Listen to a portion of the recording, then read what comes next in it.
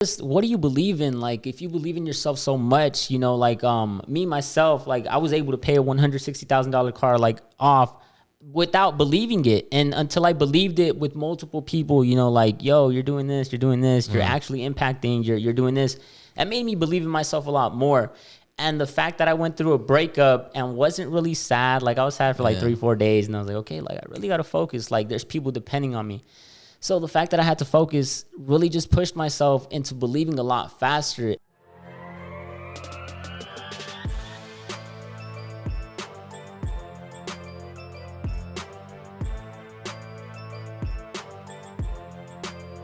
Welcome back to the False Nine Podcast, here with episode 158, the best podcast in the world. We are here with Kevin Hernandez.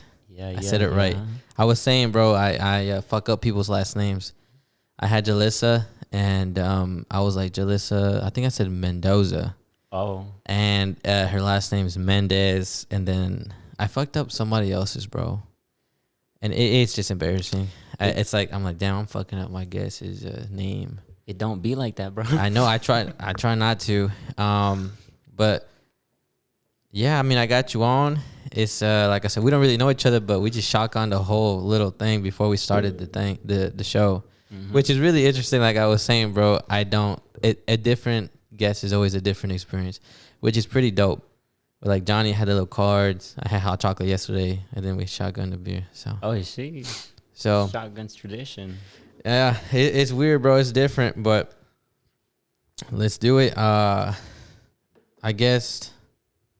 I forgot. We got in touch through Instagram, right? Yeah, we got in touch. Actually, one of my persons, he was like, "Yo, you should be on a podcast. Like, you really have some woke shit to say." For real? I was like, you did kind of hit me up saying something like that, right? Yeah, I was like, bro, I'm trying to start this movement, and I'm not even trying to start this movement anymore. It is going on. Yeah. So I'm starting this movement of just entrepreneurs just doing stuff for themselves instead of really just going with this normal society stuff. And I was like, yo, let me get on. Yeah. And I think that's where I just reached out and was like, you good, bro? I was like, yeah, let's run it up. Because I feel like on Instagram, on Instagram, or really just on Snapchat, I've just been talking to my people, and people just been liking it, and like, let me just go more out there. So that's really where everything just let off, and I just wanted to just do more. Yeah, that's good, bro. I think it's always good to kind of like spread the positivity and the encouragement, especially on a platform like a podcast where you can really have a conversation about what happened. A lot of caffeine. I was shaking. But you can really have a conversation, bro, and just like break it down, like every bit of it. And I can't wait for the more, like I said, everyone I have a conversation with, I learn something different about the person. And then I think a little different. And like, I don't know if you listen to Joe Rogan.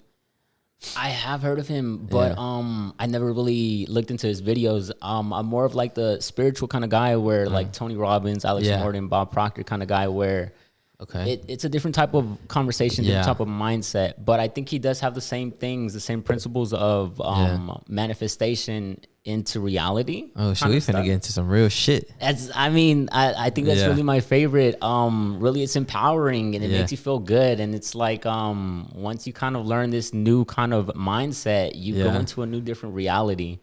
And that's pretty much my favorite. And that's what I do like on Snapchat, Instagram. I'm like, yo, guys, it's an amazing day. Talk to yourself positive. Like one of my favorite affirmations is I'm so happy and grateful now that I'm living my best life. And I really tell people, like, do this every day, like at least for a week. You'll see the change. And I think, people that do it message me back, and they're like, yo, like, good things have happened. And it's not even just me, just saying the word. Yeah, let me check something real quick on the video. Okay. Ever since then, bro, I'm like traumatized. Jeez, you weren't recording one time? Yeah, bro. Like the phone turned off because I didn't have it on charger, but I don't have it on the charger now because I was charging it before. What phone is that? That's iPhone, the one before this one, and the one I think which one you got two phones? Yeah. I got 11 Plus. So it's that one, but the bigger one. Dang. But that one was but look, no, funny story. My dad had that phone, and then he went off and bought a new phone. Be like that. And he didn't even tell me about this one. And he was like, "Oh, here's your phone back." And I was like, "Bro, it's not paid off yet." He's like, "Well, I got another phone, so I don't want like whatever." Damn. So I was like, "Okay, I just use it for the podcast." Damn, that's pretty lit. I mean, it worked out for the best. Yeah, it did. So I mean, that's kind of how we got in touch. We started talking on Instagram, and then I really wasn't. So when we were talking first, I really wasn't like talking to a lot of people that I didn't really know, and I was still doing it with other people, the podcast. And then it got to the point where I did it with myself, and then I was like, I have to have guests on. And I'm like really shy, bro. Like when I don't really, yeah, bro. I get like nervous and shit when I don't know somebody. Now you probably can't really tell, but bro, like I used to be like really shy and like I didn't want to talk to nobody and socialize. And then now, like when you were like, oh fuck it, let's shotgun. I was like, oh fuck it, like let me be like more outgoing. And like now it's easier for me, but that's good. And then ever since then, the podcast has been doing really good. So it's working out for me. The pre-workout. Yeah, bro. The pregame. So I guess first, bro, I mean, I want to know a little bit about you because I don't really know you. So you from Waco or what? I originally came from Compton, California. I seen your area because I was like, why the fuck you California number? Yeah. Yeah, I originally came from Compton, California. My parents moved out there. Came from Mexico, so they went to Compton, California. Just a short story, really. I grew up there, and there was an incident that went down. Like, it's the hood out there. So really, an event happened where there was a drive-by in my apartment. Damn. And then, like, a couple minutes later, my mom gets home.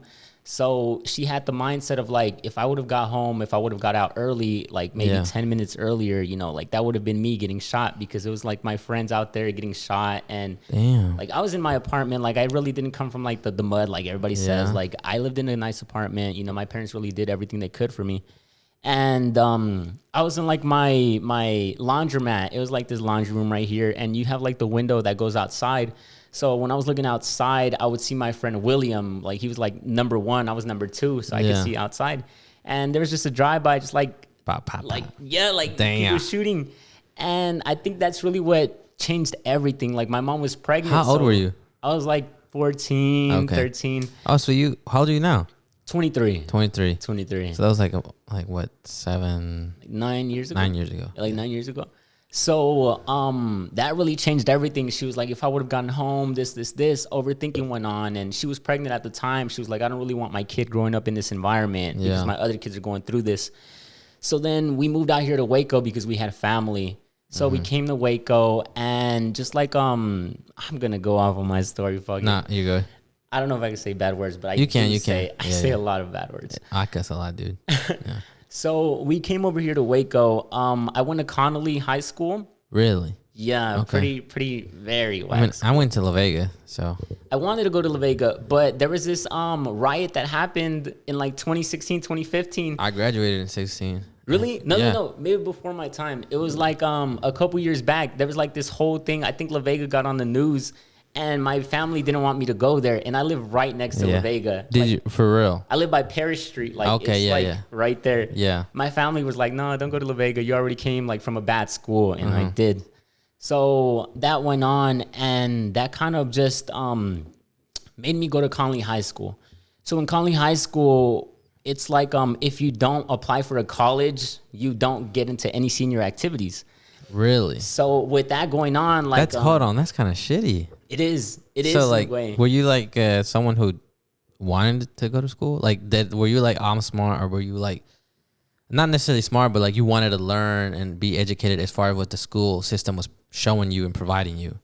I feel like me, I came from humble beginnings, right? So I wanted a lot more for not only myself but my family.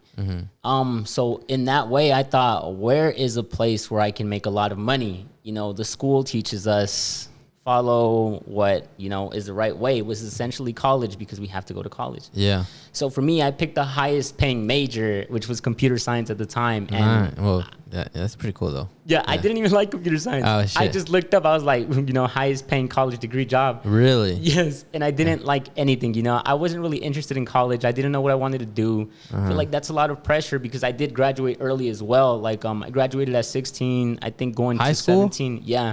Oh shit! Yeah, just because in California they have different kind of age restrictions where you can enter school. So I entered school early. So in that time, I was pretty young. I was still figuring out life. And they kind of just threw me in this thing where it's like, you got to go to college. So what do you want to do? And at the time, I'm like, yo, like, I don't even know what I want to do. I see my friends like, oh, I'm going to Baylor. Oh, I'm going to, or all this stuff. And I'm just so confused. I'm like, guys, what do you want me to do? Yeah. So I go to MCC, you know, I end up going through the path that the school is designed. Hold up, bro. I need to turn off the air. Oh, it's cool.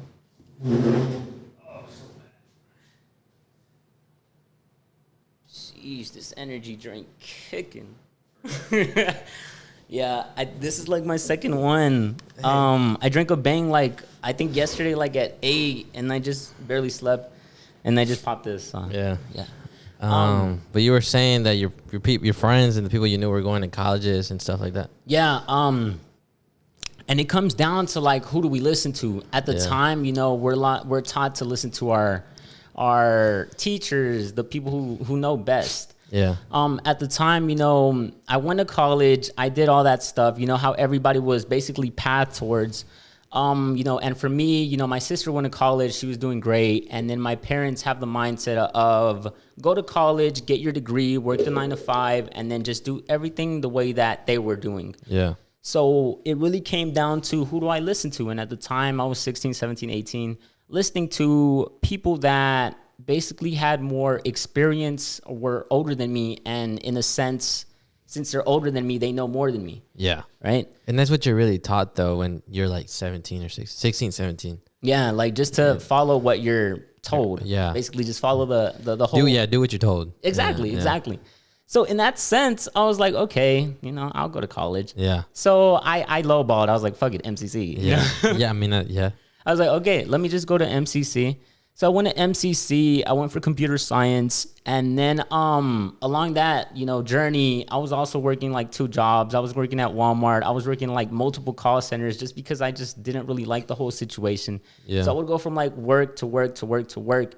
And I was just confused at the time of, what do I want to do exactly? Why were you working so much? Because I wanted the money, you know, okay. Like how I said, you know, because my dream car forever has been a Tesla, and oh my God, and I have it now, which is so crazy. But we're gonna get into that later. Yeah. But so my whole path from like 18, 19, 20 was really where I was just figuring out myself in a sense.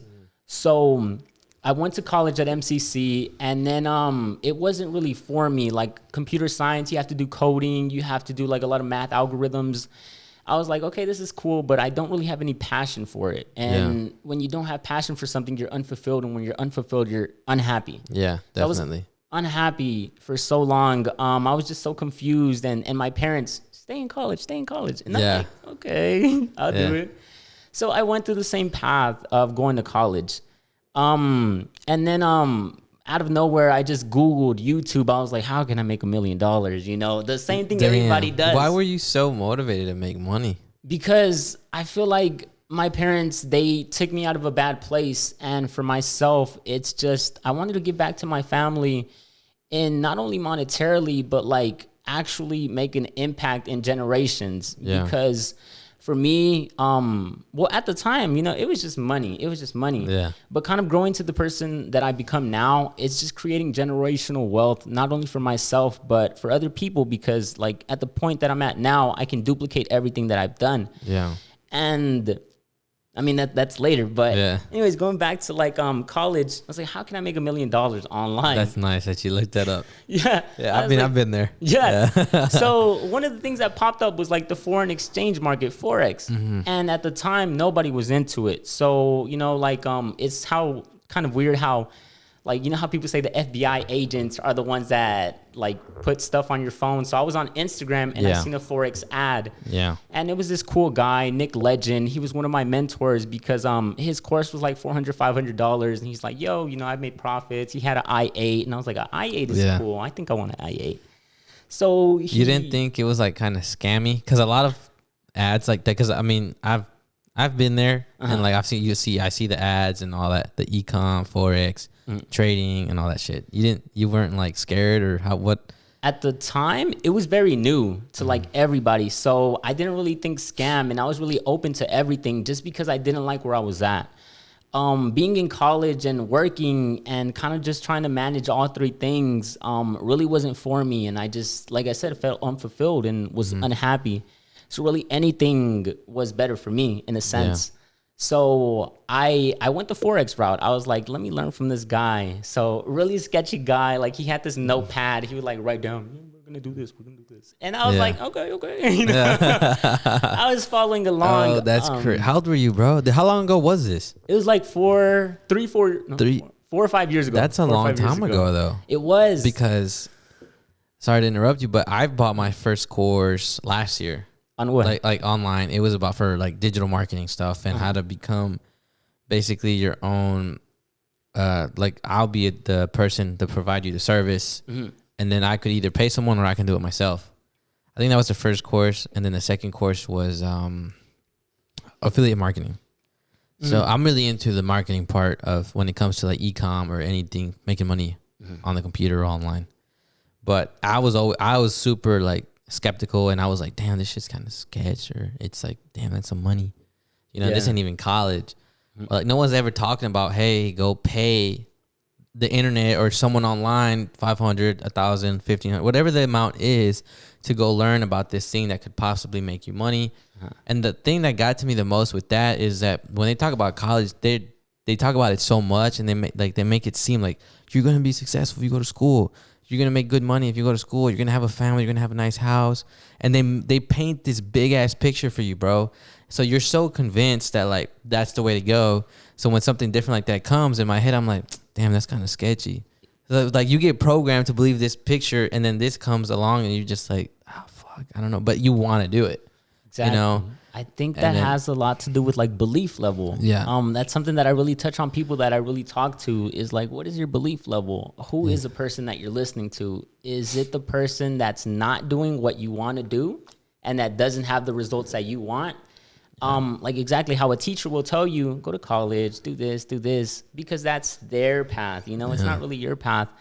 And they don't really have a sense or information on what you're doing. Yeah. So like when people tell me, like I've had a lot of people tell me like, yo, Forex is a scam. And I'm like, you know what? I mean, I've heard that myself. I think it's like trading anything. It is, exactly. It is. It's just lack of information. People are taught a new way is uncomfortable. And when you're uncomfortable, it's bad. Exactly. It just has a negative, you know, but it is what it is. I don't know why people see it like that. It is what it is. And, you know, it goes back to who do you listen to, and it goes back to your belief level. If, like, your parents, like my parents, not even to, like, discriminate, but the Mexican parents are taught work hard, get your money, and then you have a family, get a house. Exactly. Very traditional, The traditional way of thinking. And if you don't really change, nothing changes. Yeah. And in that sense, if you want to make a change, you have to change. Yeah. Were you the one that posted that? Yeah. When? Yes, like recently, like today or yesterday, right? Yeah, yesterday. Yeah. If you want to make a change in your life, you have to do things that you have never done before. Yes. I'm very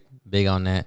But also back to what you were saying about I just had a brain fart. Oh, about the people who you listen to. So when people tell me stuff, like I used to get in my feelings about it. And like I'll just like, oh yeah, and I'll get my feelings about it and go either have a conversation with like my sister, my mom, or someone about it that I was like, man, I'm upset about this. But recently, kind of how I've been living my life and making decisions, when people tell me stuff, I'm like, with all due respect, like you're not in the same like niche, or you're not in the same industry as me. So why would I take your advice? Exactly. And like, no, but I'm like, no offense to you at all, but I'm trying to do something that you're not even in. Exactly. You're not even doing. You don't know what you're talking about. And like people get pissed. I'm like, bro, like you don't have a podcast that has, first of all, you don't even have a podcast. And then on top of that, you don't have a decent following on TikTok or YouTube that you're better. So like ideally, why would I listen to you? Exactly. And people get mad. I'm like, I'm just being real though. Like I'm gonna keep doing me, interesting my process. So don't come and tell me, hey, you need to do this, you need to do that, you should try this. I'm like, no, like my formula clearly is working. And you don't even know what you're talking about. And like you can say, oh, but I see this, I do that. I don't, but you're not doing that now. And you're not doing that now for a reason. Or you're not doing that for a reason. So like, but people always like to put their 2 cents too, though. Yeah, I think you just have to listen to people with results. Really, results are really what you should listen to. And for me, like the guy that I was listening to back when I was talking about Forex, how that Nick Legend guy, he was doing all this stuff, and to find out later, he was only making his money off of marketing. Like he wasn't even making money off of Forex. Really? So that's like that's where I was in college. I wasn't really learning, and then that guy was making money off of marketing and not Forex. So I was like, what the fuck? Yeah, no, you're good, bro. You can say bad words. I was what? Yeah. Anyways, so back to my story. The guy didn't really teach me like good enough, and then he had like webinars, and he'd like BS it, and I'd be like, yo, I'm not really learning. I'm losing money. Yeah. So then months later, you know, I went to work at Ross. I worked there for like 3 years, and then I worked at a calling center, and then I quit the calling center. I think I've seen you at Ross. Yeah. I've probably seen you at Ross. Yeah. You know me. Yeah. That humble beginnings. Yeah. I worked at Ross for like 3 years. I was like head cashier, you know, so shit, you know. It's all good. Anyways, I worked there, and then I also worked at Walmart overnight, so it was kind of like a juggle between both. Damn. And then there was this time COVID hit. I know a lot of people went through COVID differently. When I talk to people about like getting into the business, I really talk about COVID situation, how a lot of people lost their jobs. A lot of people didn't really have anything to rely on. Like they lost their hope, they lost their faith. And I think losing faith is one thing that I really try to bring up and empower, just because faith, if you don't have it, you don't really have clarity on your dreams, on your vision towards the future. So when COVID hit, that was kind of like the time that I blew up. I blew up on like Forex. I did everything online. I got into this new academy with just so many influential people that are so different. Like, back when I was doing it like 3-4 years ago, everybody was like scam. I had friends at the time that I don't really call friends anymore because they just doubted me. And I don't know if it's the same thing for you, where you're doing something new and your friends aren't really along with it, and they just... I got a good story about that. I'll let you spit. Well, I mean, I was like recently, just in the last maybe 2 months, I've been going through like, I think like a change in myself and becoming really who I am. And there's only a few people that actually seen me, like my family and probably my girlfriend. And I would always tell her like, hey, this and that, like I'm having issues with this, whether it was friends or work or family. And then recently I kind of got like really just frustrated, bro. And I was just like, and it started with the podcast, and I was just like, hey, I had 2 people on. I was like, hey, you know what? I think I'm going to move on and do it on my own. And then at work, I started fucking around. Like I stopped fucking around, and I'm in sales. So like I would just bullshit a lot here and there. And like, I was like, I have to sell cars like to make money. And I wasn't doing that. And then now that I'm performing really good and a lot better than I was in the past, but it's just all like, being surrounded with a lot of people. I stopped hanging out too much. I stopped going out too much. Like whether it was Monday, Tuesday, or whatever, I just stayed in, and I was like, I'm gonna just create my own environment. And like, if I gotta be home alone and just be on the computer, then fuck it. Like it sucks sometimes, bro. But like that's now, bro, like I look at like my TikTok. I don't know if you have a TikTok, but if you looked at my TikTok account, like just the last few days, I've had like some videos pop off just the last 3 days, bro. Like I'm talking like four videos hit over 30K in like the last 3 days, which is crazy, bro. But I tell like my girl, and I'm like, bro, like that shit didn't happen like accidentally. It's all like the work and the stress, bro. And I would tell her like, man, I'm tired, I'm frustrated, like this shit sucks. But I mean, I would keep working, and it's just everyday grind. And it's just like, but it all started with like, okay, like I gotta stay home, I can't go out, I have to do this, and like cuts like I can't like visit my mom here and there, you know. I moved here like 4 months ago, and that I got more serious too, and I matured a lot, bro. But it's all like, it was all in me and creating that and surrounding myself just positivity, and even if it's just by myself, you know? And that's the hardest thing, bro. Like that shit it's a lonely road. I'll say that.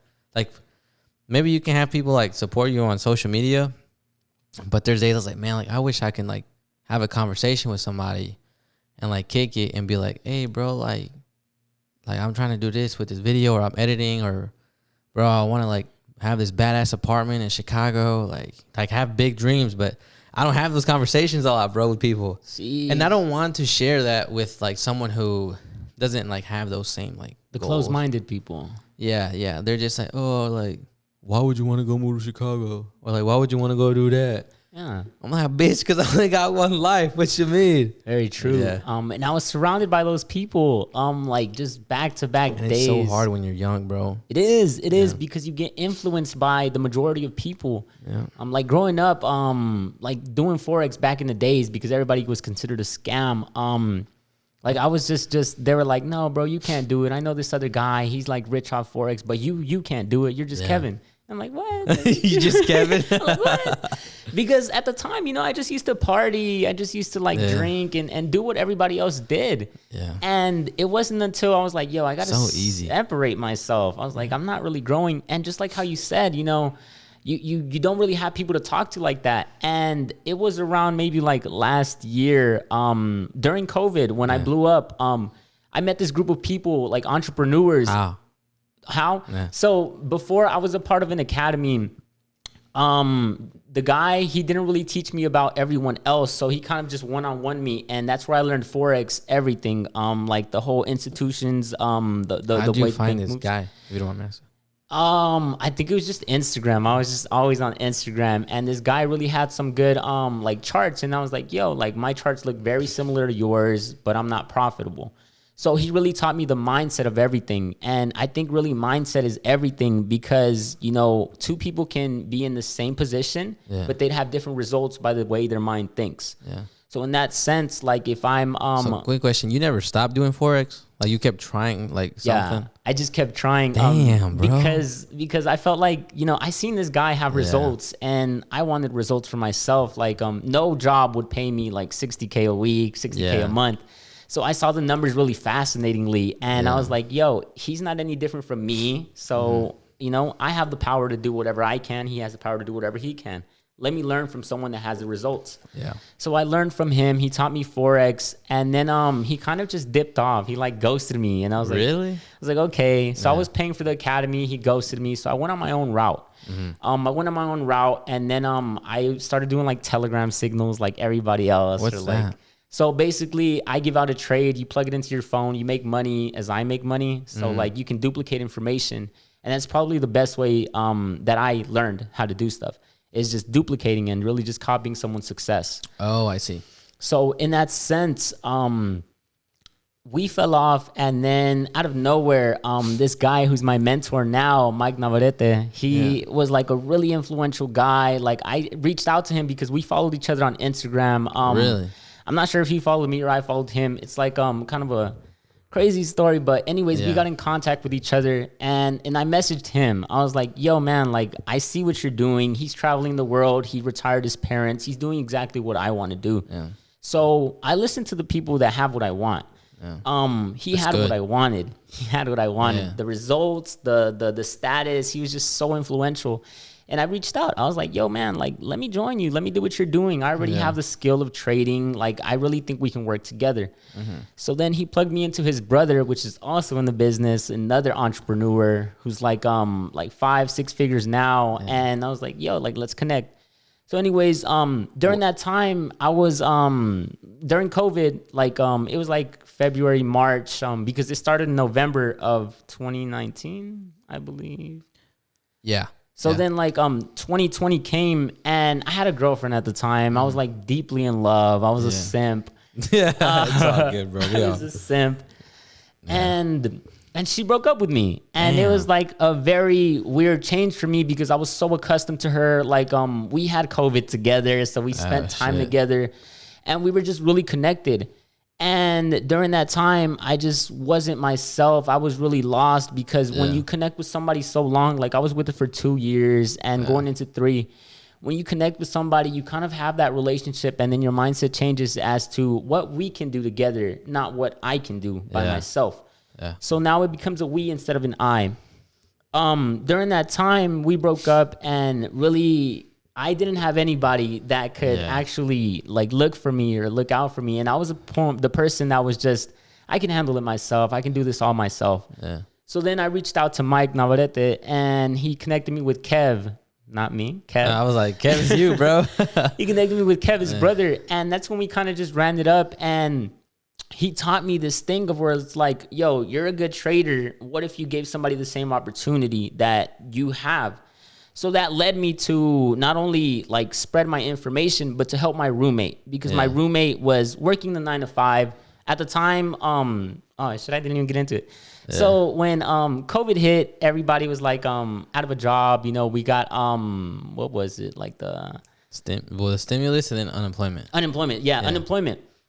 So we had that, and I would use that just to fund my trading, fund my trading, and I blew up. Like I think from like 5,000. Oh, I can't do income claims. Yeah, they told me not to do income claims. So I flipped accounts, and I was really good. So when Ross opened back up, everything was on discount. Like I'm talking like chairs 49 cents, clothes 49 cents. What the fuck? It was crazy. Man, you should have hit me up, bro. I didn't want anybody in there. So it was like just full like line outside the thing. And at the time I had to wear a mask. So you know, wearing a mask with glasses, your shit gets foggy. Yes. So I hated that. And like my first week, they're like, okay, Kevin, you have to work 42 hours. I was like, shit, I've never worked 42 hours at Ross. And I was like, I was like, fuck it, I'll do it. I like the bread. So I did it. I was cashier. You know, there's like there's two on this side. So I'm over here on this side. Damn, Siri just wants to chat. Yeah. So I'm over here on this side. And this lady, she has a big ass basket. She's like this. Her basket is right here. Yeah. The shit she has stacked is up to here. So I'm like, yo, bro. So I'm with this lady. I'm like, can you please just stay here? I don't want to check her out. And she's like, honey, I gotta go. And I'm like, sheesh. So she walks out with her stuff, and I'm like, next. And she comes up with her basket. And at the time we have a protective glass to cover us, a weak ass glass, like with some little like little suction cups. The suction cups. Weak as fuck. So she puts it up, and then she's just putting her stuff, and it gets to a pile, and the shit is leaning towards my way, and I'm like, I'm a pretty fast bagger and scanner, not gonna cap. I'm like, I'm scanning I'm just gonna take it off. Damn, Siri wants to get in the pod, bro. Oh yeah, she needs this. So anyways, I'm over here scanning and bagging, and the lady's just stacking her shit, and the glass is right here, so it's like tipping over. I'm like, ma'am, can you please slow down? And she's like, just stacking her shit. And I'm like, the shit falls, and I'm like, damn. And then I'm looking at everybody. That's like fuck, this is my life moment. Yes. And I'm like, okay, everybody, I'm gonna go on break. And then I just walk off. I just go and I just go on break. Like the lady's still there, and I'm like, I can't do this. Shit. Like I can't do this. Yeah. So I feel like when you've had enough, you've had enough. Yeah. So that was my enough point. I've had enough. The shit fell, and I'm like, I'm gonna go take my break. So while I'm walking to the back, I'm debating. I'm like, this is it. Like, I'm making money online. I don't have to deal with this. So many thoughts ran through my head. At the time, fuck this job. Yes. At the time, I had my girlfriend, a pretty cool girl. Yeah. I had my girlfriend, and she was like, and I was texting her. I was like, I'm gonna quit. Fuck this.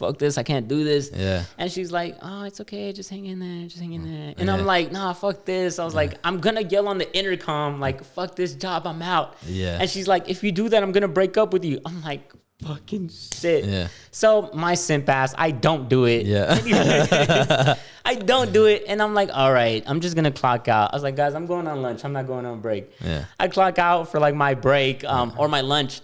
And then I go to my girlfriend and I'm like, I just quit my job. And she's like, shut up. Yeah. And she brought me Chick-fil-A that day. Because I told her, I was like, it's going to be a long day. And she's like, I'll buy you Chick-fil-A. Yeah. So she bought me Chick-fil-A. I got to her car, and she's like, here's your Chick-fil-A. You can go to your car now. I don't really want to talk to you. And I was like, bruh. Damn, that's like, shitty, bro. It is. That's tough, bro. Girls are something else sometimes.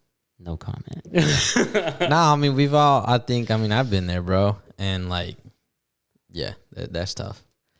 Especially, I don't know, bro. I'm really big on this because I'm telling you, dude, as a guy or as a man, like, I don't think girls realize the impact they have on a guy. Exactly. And I'm like, bro, like, girls be like, oh, like, I don't know, like, girls want all this stuff, and they don't. I feel like they're not as considerate when it comes to us. Like, oh, like, he's gonna take it, like, you know. I don't know, but that's just me. Yeah. I don't know. I don't really have thoughts on girls. After my breakup, I just kind of. Just doing your thing. Yeah. But So go on. You said that she kind of like, he was like, here, take your Chick-fil-A. Yeah. Get out the fuck out of here. Get out of here. So I text my boy One-Eye Tortellini. I call him One-Eye Tortellini. So I'm like, bro, I just quit my job. He's like, bro, you're crazy. Pull up though. And I went to his house. And then we just talked. I'm like, bro, I'm making money online. Like, I'm making crazy amount. Were you like, making good money? Yeah. Like, I would have been like, bro, I'm telling you, once I signed a decent brand deal or a contract on this shit, I'm out. Yeah. Yeah, fuck that. Yeah. That's exactly my mindset. And I was like, okay, I'm out.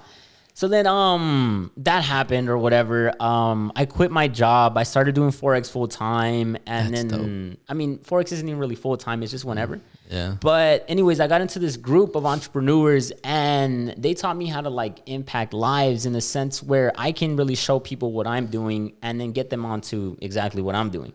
Yeah. So that's the route I went. And I mean, ever since then, I've just been fulfilled. I've just been happier. I've just been doing my thing. And I mean, I don't work for anybody else. I don't clock in. I don't wake up early and clock in for anybody else. That's dope. It is. I bet it feels good. It does. Yeah. But really, I mean, I've taken the path of just not sleeping. And that's, I'm like on my second drink right now. Yeah. But it's really a change of mentality, you know. Something that I've learned like many times is like, why are you doing it? Because if you don't have a why on why you're doing it, you're not really gonna keep doing it because there's gonna be a lot of obstacles, a lot of distractions, a lot of sad times, dark times, like with the relationship, like me going through it like recently, like maybe, I don't even know. I went through a breakup again with the same girl. Oh, fuck. So she's been in and out my life, but really a blessing to me because if it wasn't really for her, I wouldn't really be at the place that I'm at right now. Yeah. In a sense where she just taught me lessons that were came from a loss. Like you don't really know what you don't know. Yeah. And in that sense, I didn't know myself until I lost her because like I said, you know, when you're in a relationship, you kind of do things together and not by yourself. Yeah. So for me, I started finding myself, you know, I surrounded myself with different kind of people that actually had a lot of like crazy imagination. And something that I said on my Snapchat today is like I just bought my Tesla. I fully Congrats, paid. bro. Congrats. You paid off. Yeah, That's fully paid off. badass. Yeah. Congrats. And I started it this year, like a really crazy story. Like I've been talking about getting a Tesla for like years and years. Yeah. And I want one. It's so clean. It's so clean. So the guy, he just called me out of nowhere. He's like, yo, I seen you were interested in this Tesla. And I was like, is this a real number? He's like, yeah, I'm about to email you. So he emailed me from like a Tesla thing. And he was like, yo, for like $10,000, you can just set this down payment and just have your car reserved because it was the Plaid version. And this was like in March, April. So I was like, okay, fuck it. And he's like, You said, okay, fuck it. I was like, okay, fuck it. Because I've been wanting this car forever, but I never really made the commitment. Yeah. So once I made the commitment, he was like, yeah, when we get it, you can drive it around town. You can do whatever you want. Anyways, the guy ended up getting fired because I guess you weren't supposed to say that. Oh. So then he got fired? I'm pretty sure they're like, who were you talking to? So we can't find him. I was like, bruh. Yeah. So anyways, I put the down payment and then I think everything just, once you kind of set a goal and you're so focused on the goal, any distractions that you have is wiped out because of that goal. You're so focused on it and your mind is so clear on what you want. Bro, once you make like that commitment and like you truly like believe it and you want to achieve it, you will not stop. Exactly. And I was watching a podcast with Logan Paul and he was like basically saying like a person who basically is that like has this goal and it won't stop no matter what the fuck happens, that's a dangerous person. It is. Because that motherfucker's gonna keep, and no matter what happens, bro, and like I've wanted to be that person so bad, and now it's just like, bro, anything can happen, and I'm like, okay, fuck it. Exactly. You know, but that's dope, bro. I'm in that state right now. Like that's why I pop these drinks. Like I'm crazy mode. I'm on go mode. But like yeah, back to the story. Like the guy, he was like, "Yo, like let me get this Tesla ready for you." I was like, "Fuck it, let's do it." He said, "Fuck it, let's see what happens." Yeah. Yeah, I was like, "Let's do it." So at the time, I wasn't like rich. I wasn't making money like that. But I was like $10K for a Tesla as a down payment. I was like, "Fuck it, let's do it." And then you gonna pay like, well, in your head back then, were you like, okay, paying monthly or what? Yeah, I wanted to pay it by the time it came to October, which was my birthday. So like this was October? Yeah. Just passed. Yeah. So I was on a run. Damn. By that time, I was still with my girlfriend, and she was just so very trapping, and I wasn't really able to do my full potential. So really when I let go, that's when I went crazy. Like, I would change people's lives. Like I'd be like, yo, like, let me help you make money.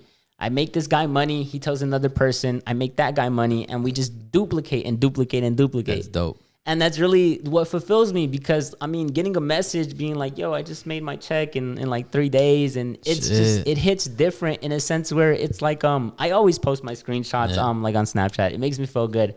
And it's like, people have a certain belief level on what they're taught. They're not really accustomed to anything new.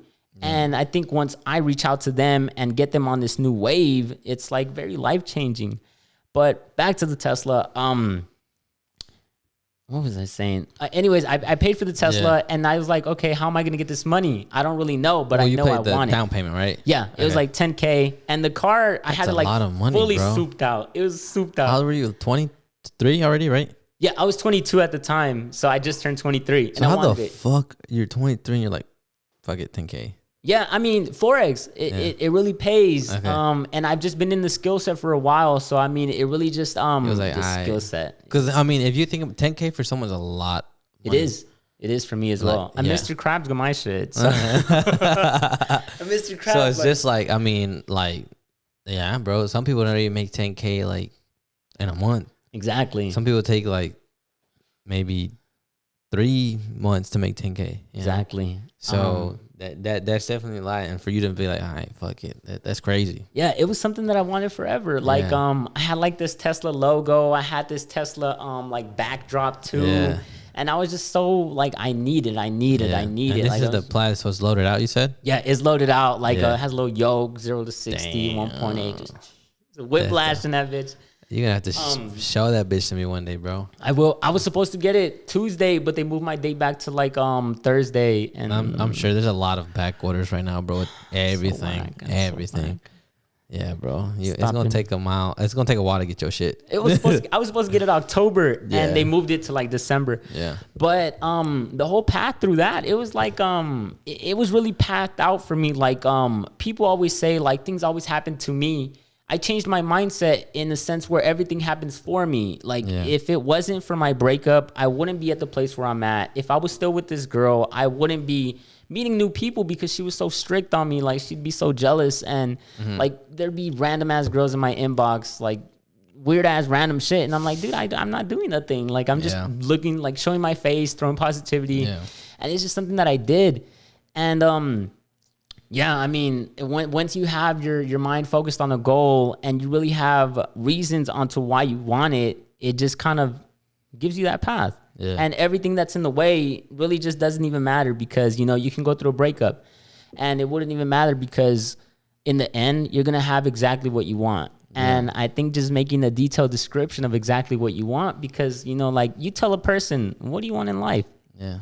9 out of 10 times they don't know what they want in life. Bro, I'll tell you exactly what I want, you know? What do you want in life? But it's easy. To me, it's easy, bro. But like, because I think the majority, like the 9 out of 10 people are going to be like, oh shit, I don't know. But they say, I don't know, because I feel like the person who's saying, I don't know, they know what they want, but they don't think it's true. They don't think they can achieve it. You know, ideally, I'm pretty sure 9 out of 10 people want to be some form, some way rich, have some like income that they can buy whatever they want, not worry about paying the bill, not worry about paying rent, not worry about paying your mortgage payment, not worry about paying a credit card. Like, I'm pretty sure, and I hate when people like, bro, money don't matter. Bitch, you lying. You are lying. If I gave you 10 grand right now, or someone gave you 10 grand, you'd be happy. And you pay some bills off, pay off some debt, and you're going to feel good about yourself. But, I mean, like, I'll tell you exactly what I want, and that's no problem. People be like, you're crazy. I'm like, I'm not fucking crazy. And like, I'm serious, you know? And like, I just know what I want. But it's like, you have to start with that idea, and then you slowly start to believe it, and you slowly start acting on it, and then it slowly starts happening. It does. It does. But as you crazy have as to, it sounds. But you have to, like you said, you have to have some form of faith, bro, and believe like, this shit's happening. Like, this shit's real. You know? Like, I'm telling you, I was telling my girl last night, and I was like, bro, in the next month, my TikTok's going to be different. Like, different. Everything on my social media, like YouTube and TikTok, is going to be different. And I was just like, and I told her, I was like, I think next year's going to be the year where someone reaches out to me and I get assigned some form of a contract. and that's gonna take me to Chicago. I told myself in Chicago, bro. In the 2023, I'm gonna be in Chicago. Like you want Chicago? Yeah, I used to live over there. Oh yeah, I used to live in the suburbs, and I want to live in the actual city in this nice ass apartment, just like in a nice ass building. Like, and I want to look down to just the sky view, bro. Like that's lit. That's my dream. I've never been there, but it's dope, pictures. Bro. Except for the south side, don't go there. But I tell her I was like, it's gonna happen in 23, and I'm gonna sign something next year. And like, bro, that sounds crazy. Not to me. I mean, not to you though, but like you talk to your ordinary person, like, what the fuck are you talking about? You have a good job, bro. Like I was like, yeah, I might have a good job, but bro, like I'm trying to make it. Like I want, like when someone listens to this, I want to list like a couple thousand people watching it, bro. Not just like 100, 300, or whatever. Yeah. And I was like, it's gonna happen, And people think it's crazy. I'm like, it ain't crazy. Like you, like once you start to believe it, like bro, I wake up at, my alarm's at 5:50 Monday through Friday. To go to the gym and then go to work. And it's just like every day, bro, I wake up. Some days it sucks, some days it doesn't. Majority of the days it doesn't. But I'm just like, bro, like I'm trying to make my dreams come true every day. And like I don't get tired of it, bro. Like that's the best feeling ever that once you start like really believing it, bro, that's a wrap. Yeah, it is. You get fulfilled. Yeah, and like it's a different type of energy. Like you enjoy everything, the process, waking up when it sucks. Like, oh fuck, I gotta wake up. Or like, oh fuck, I gotta stay up later. Oh fuck, like today, bro, I was late because I had to edit this video, and the fucking video didn't even get edited right, and that's why I had to delay this fucking podcast today.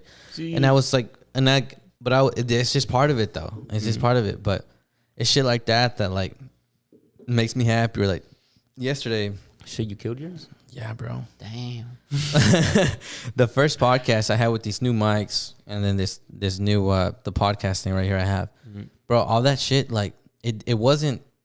I've never like even the purchases I make now, like it was expensive, bro. And it's just like if you look at my first episode for my first podcast, I had a little wire mic, bro, right here in the middle of the table, and now I got a whole headset in this, and it's just like, how did that happen? I was like, bro, I've been doing this shit for a year, like every week. I think I've only missed maybe like 4 weeks, in the matter of a year. From now on, I don't want to miss a week, bro. Don't miss. Nah, bro, it's gonna be every upload on YouTube every Monday. But like it's shit like that, bro. Like it's just believing it, and trying and making the commitments to it. Like fuck it, I'm gonna pay so and so money, and I'm gonna make that shit either next week or the next 2 weeks. Like I'm gonna make it back, fuck it. I think really just looking at it as an investment. Yeah, I don't see it like and it's just crazy, bro. Cause like the next thing I want to buy a camera, the camera I want, bro, it costs $2,000, and I'm like, fuck, And the thing is that like I want to have one, but then I want to buy another one to get better, view and angle and whatever. Yeah, that's $4,000. Maybe with taxes, probably like $5,000. Jeez. And it's just like, damn. But then again, it's just like I just gotta work hard for it. And it's like I said, I have the cameras maybe by sometime next year too, but. It'll do, but the mics and all that, bro, this makes me happy. How clear this, I don't know, bro. Like it's just dope. But it all starts from the thought and then making it happen and believing and not listening to negativity and like going through the bullshit that someone goes through. The breakup and like I've been through one in the process of this, and I think I got really lucky, bro, with the girl I met and the girl I'm with now. Like super unexpected, and I was like, what the fuck, But like I couldn't let that chance go, even though like it was so soon. I was like, bro, you're different. Like I can't let this chance pass by. And like now, bro, she's taught me so much, bro. Like to grow. Great. But that's why I say, like, bro, a girl has so much impact on a guy. It makes me mad sometimes, but it's just so true. Yeah. But fuck, I don't even know why I cut you off or and I haven't interrupted you, bro. That's all good. Yeah, because you're talking about your Tesla though.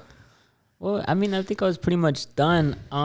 Yeah, I mean, you just got to have a clear vision. Oh, you were talking about clarity, a clear goal, and really focus on that goal. And I think another thing that I've learned is visualization. I don't know if you do like meditations, visualizations. I don't do meditation, but I probably should. No, it's something that I really got into with the group that I was with. Like I said, like they're just so different. Like I came from like people that drink, smoke, party. Yeah. Really just how high schoolers are, we go into that. But once I got into this new group, they're like so positive, and I was like, yo, they're kind of corny. Yeah, I bet. They're like, yo, Grand Rising, something that I never said, Grand Rising. Yeah. And now I'm like, yo, Grand Rising, like it's just such a fucking beautiful day. It like grew on you. Yes, and it did. And I feel like that just empowers me in a way where I can really impact somebody and give them my vibe just because I'm such a happy person, such an optimistic person. And it's like really just giving your energy off of somebody. But visualizing and meditation is something that I've done just to calm myself, just to really be in one place, because if you're not really aware of your thoughts just, negativity, overthinking, depression even. Your thoughts can really influence your mind, and your thoughts lead to your actions. So your actions, if you're in a bad mood, if you're thinking negative things, you're obviously gonna have results that are negative and bad. Bro, that shit blows my mind sometimes, like how the energy stuff and like all that, the mindset. Bro, there's days like I'm mad or I'm sad and I'm like, oh my God. And I tell myself, like, I'd rather stop, like be happy, smile. And like one time I told myself, go talk to someone and just make them laugh. Just try and joke and fuck around. And then I went to another person. I was like, do it again and do it again. And then, bro, it changed my mood like that. And I was like, okay, bet. Now I got the vibe going. Let's sell some cars. But exactly. But it's just like, it's so hard though, bro. Because you're like, oh, fuck, I'm sad. This is going to be a long day. And now you're just programmed to do that. Programmed to do that. Yeah. Like you're just stuck now. But, bro, I'm telling you. Like, even before you got here, I was like, man, I'm getting sleepy. I'm getting tired. And I don't even know why. But I'm like, it's so early.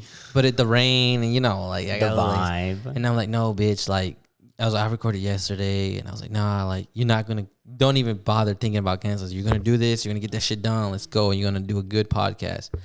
And like, going into it now, I'm like, this is a good podcast. And I'm like, bro, see what happens. Like, just push yourself, Yeah. And fucking tell yourself it's going to be good. And I transfer the energy.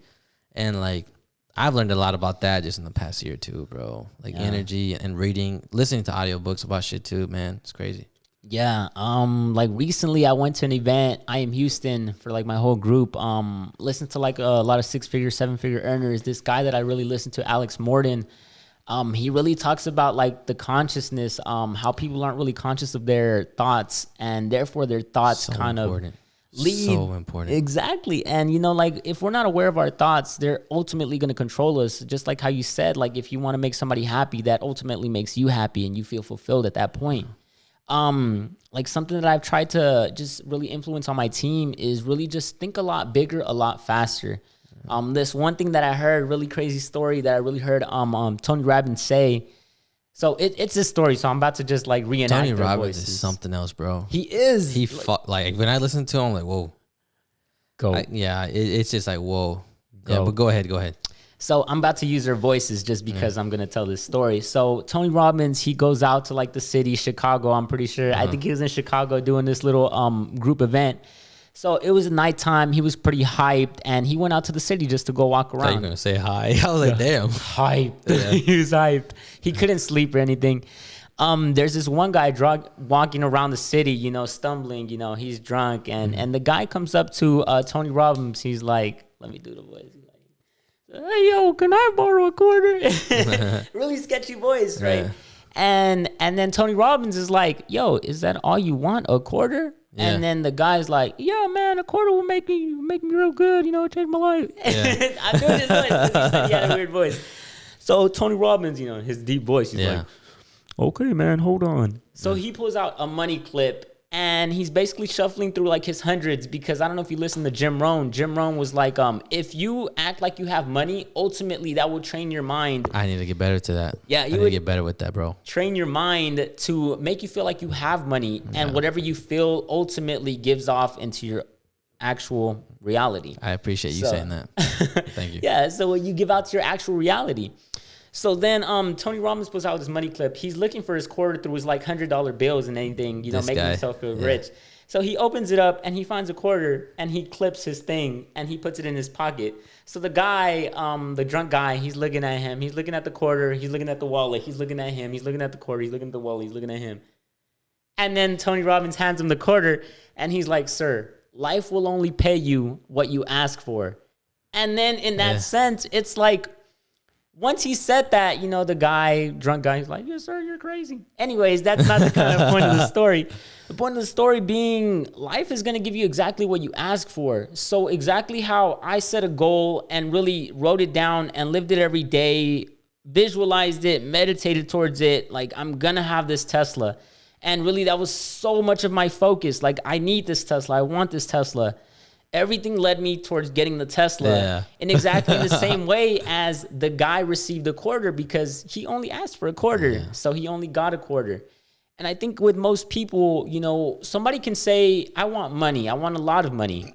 Okay, here's $10. You weren't specific on how much money you wanted. Oh, yeah. And clarity is something that people aren't exact at. You have to be certain and really specific on what you want. God says, ask and you shall receive.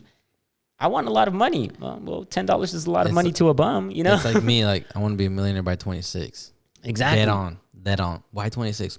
26 is a good number for me. Jeez. And I was like, but I want to be a millionaire. I want to be like, I'm 26 and I'm a millionaire. Yeah. And people be like, because people do say, like, I want to be rich. Okay, define rich. Exactly. Making 20,000 could be rich for someone else. Making 60,000 or 100,000, it's a lot for someone else.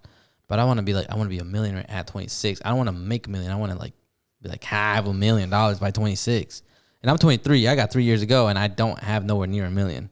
What I want to say is think a lot bigger, a lot faster. Yeah. Like exactly what I said. A guy wants a certain thing by a certain amount of date. Yeah. Why don't you push it forward and actually believe? Like for me myself, I want to say I'm really close to like $1 million this year. Mm-hmm. No income claims as well. They told me not to say that. But it's just, what do you believe in? Like, if you believe in yourself so much, me, myself, like I was able to pay a $160,000 car off without believing it. And until I believed it with multiple people, yo, you're doing this, you're actually impacting, you're doing this. That made me believe in myself a lot more. And the fact that I went through a breakup and wasn't really sad, I was sad for 3-4 days, and I was like, okay, I really got to focus. There's people depending on me. So the fact that I had to focus really just pushed myself into believing a lot faster. And I think, like you said, belief is something that a lot of people don't have because they believe in something else more than themselves. Yeah. They can believe in someone else. Let's say Beyonce is the biggest, person. They're like, I believe it. But they don't believe they can actually do something easy, like bench or run a mile or stuff like that.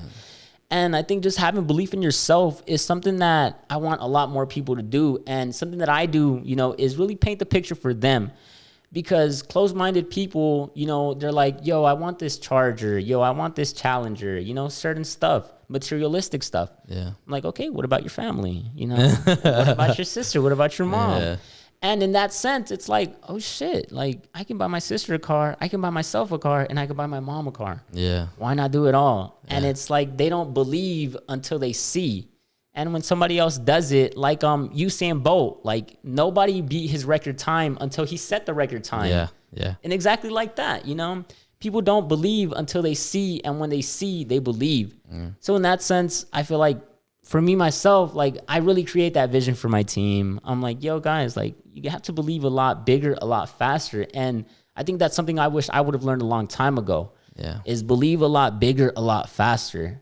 Okay. And with that belief, no limit, no cap. Like I said earlier on Snapchat, I bought my Tesla. My next car that I want to get is a McLaren. Yeah. And who is to tell me that I can't do it? Yeah, for real. There's a lot of people that said I couldn't get a Tesla in a year. Yeah. I did it.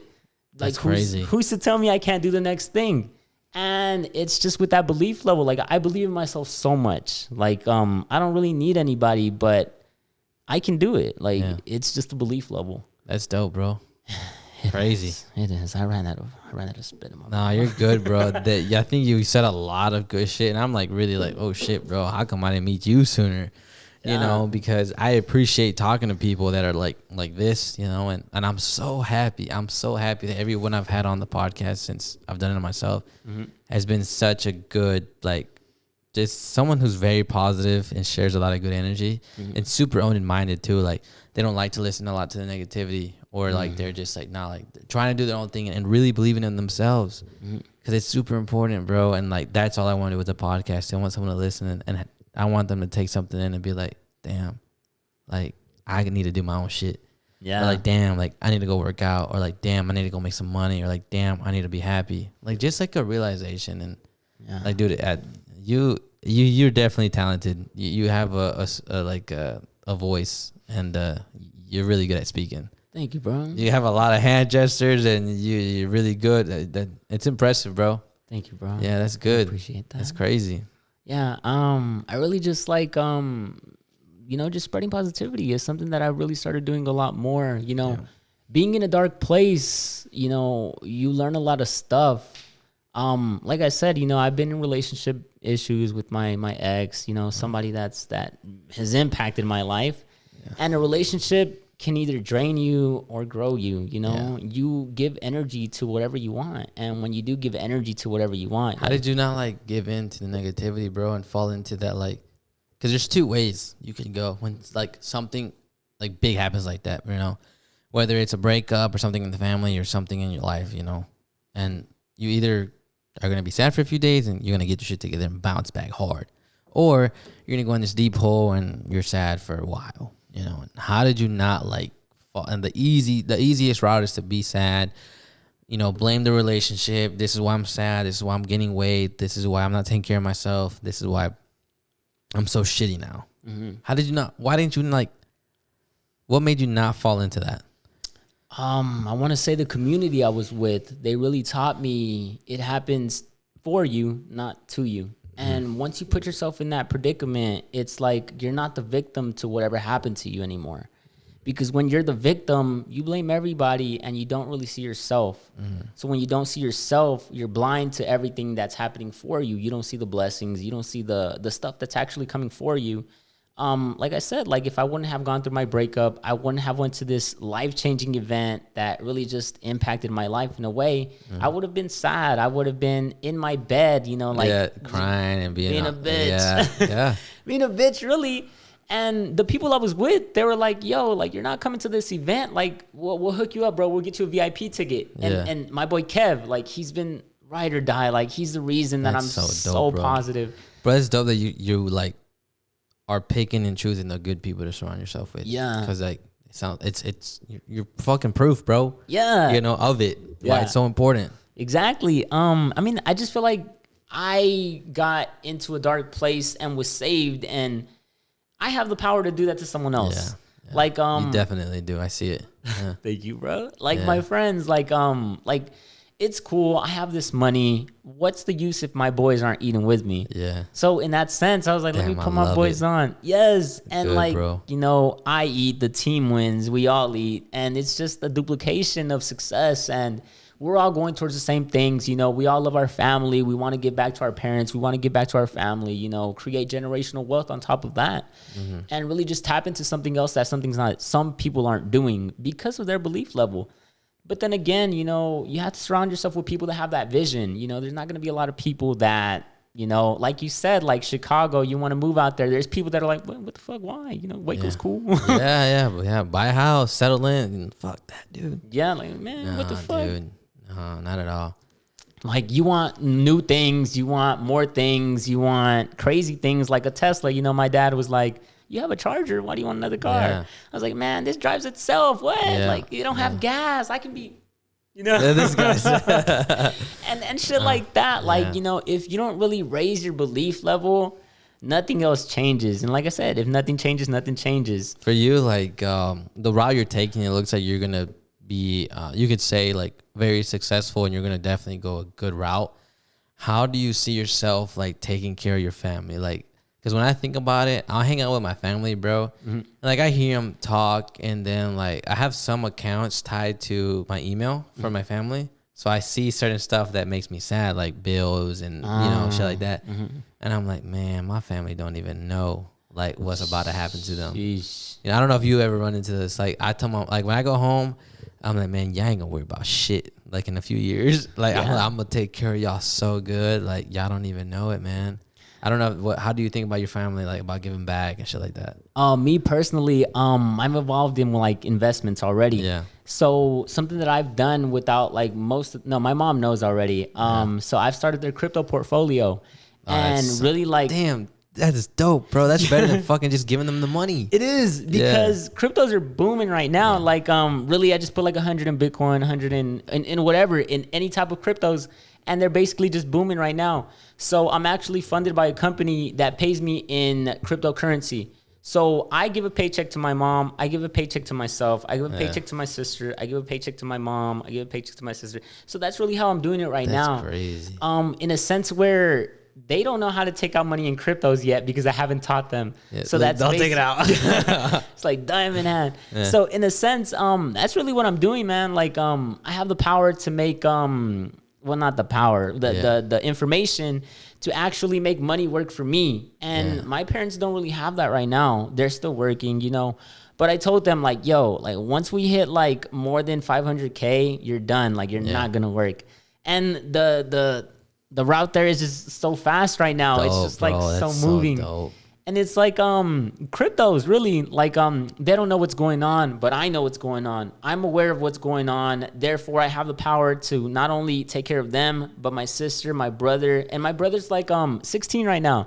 I was like, man, you're not gonna work a job. Yeah. I was like, you're not gonna go work a job. Bro, I have a little cousin. He's like 13 right now. I'm like, bro, you're never gonna work in your life. Jeez. And I just tell him that, bro, because when I was so young, he looked up to me so much, bro. And I wasn't doing shit yet. I was just playing soccer, being an athlete. I just had like that swag, and he was like, bro, I want to be like you. Dang. Yeah, and I'm like, bro, and I told him, and I was like, bro, you're never gonna work. And he's like, bro, I want a McLaren. I was like, bro, I promise you, when you were like 23, you're gonna have a McLaren, like no doubt. Like, and I don't even know what I was gonna do yet, but I just had that mindset. I was like, bro, I want to make a lot of money one day and be super successful. And like now, like knowing what path, I'm like, bro, like, raps. You're not even gonna work, bro. Like you're not ever gonna have a real job, you know? Yeah, exactly. And if you do, it won't be for long. So because he's a lot younger than me, but that's dope, bro. That's crazy. That's super crazy. Because you can easily just give him a check or just give him some money. Exactly. That's what I seen a lot of people doing. You know, they're like, yo, here's $1,000, here's $2,000, but actually making an investment and letting that grow by itself is really something different. And like showing your mom your phone, like, yo, open this app. She sees like 5 figures in it, and she's like, "Wait, what the fuck?" And what the fuck? It hits different. What is this? Is this mine? Yeah. It hits different. It hits different. That's so dope, bro. But I mean, that's really how I'm taking care of my family right now. Really just, you know, I feel like I'm doing the work for generational wealth. And in that sense, I just have to go far, I have to go along with it. And like something that I said on Snapchat earlier too, if you had the information to make an unlimited amount of money, would you sleep? And then I was like, fuck this. Like, I barely sleep. Like 3-4 hours is enough for me. Like, I really dislike sleeping because it's just not even a waste of time, but just inefficiently productive. It's like Arnold Schwarzenegger just says, what does he say? He's like, okay, most people think they need 8 hours of sleep. You really need 6. Just sleep faster. That's what he says. No cap. He says sleep faster. No cap. But for me, bro, like, I think I need 6.5, 7 hours of sleep, and it gives me help. But I work a job, bro. I work 11 hours, bro. Jeez. Yeah, I'm at the dealership from 8:30 to 7. Jeez. Oh my God. It's a lot, bro. But I mean, I make pretty. To you, probably not, but to the average person, I make pretty good money. That's and to me, it's more than I ever had. So, like, that's fire, bro. But I'm trying to make it happen here, bro. So we'll see. I don't think I'm there next year, like at the end of next year, but we'll see. You gotta just believe, bro. Yeah, bro. Raise the belief levels. Like, one thing, if I were to tell you, bro, think a lot bigger, a lot faster. Like I said, bro, like that's probably the biggest thing I've taken from speaking to you is like, fuck, maybe he's right. Like, why kind of, because I'm kind of like settling a little bit. Like, why can't I do it in 6 months? Why can't I do it in 3 months? Exactly. And I'm just like, oh, shit, this motherfucker's right. Why can't I do it? Exactly. There's a lot of things that could happen from even now till. Like, even right now, if I open TikTok, I don't even know what could happen. Exactly. Or even tomorrow. It's just like 2 days ago when I opened it, and I was like, what the fuck's going on? And then 3 hours later, I'm like, bro, what the fuck's going on? Tell my girl, I was like, look at this shit. And then bro, it's crazy. It's crazy. Yeah. And I completely, and that, what you said then, I was like, damn, like, maybe I don't have to wait till 2023. Yeah, and that's maybe what I try to tell people. Maybe I can do it next year. Maybe I can do it in 6 months. I don't know. Exactly. That's dope, bro. And that's really good. It's different. I haven't heard. It's not hard. It's not easy for me to be like impacted by someone, bro. And they can say that you've definitely said some things. I'm like, oh shit. Thank so you, bro. that give you props for that, bro. Thank you, bro. For real. Thank you, bro. Take that line.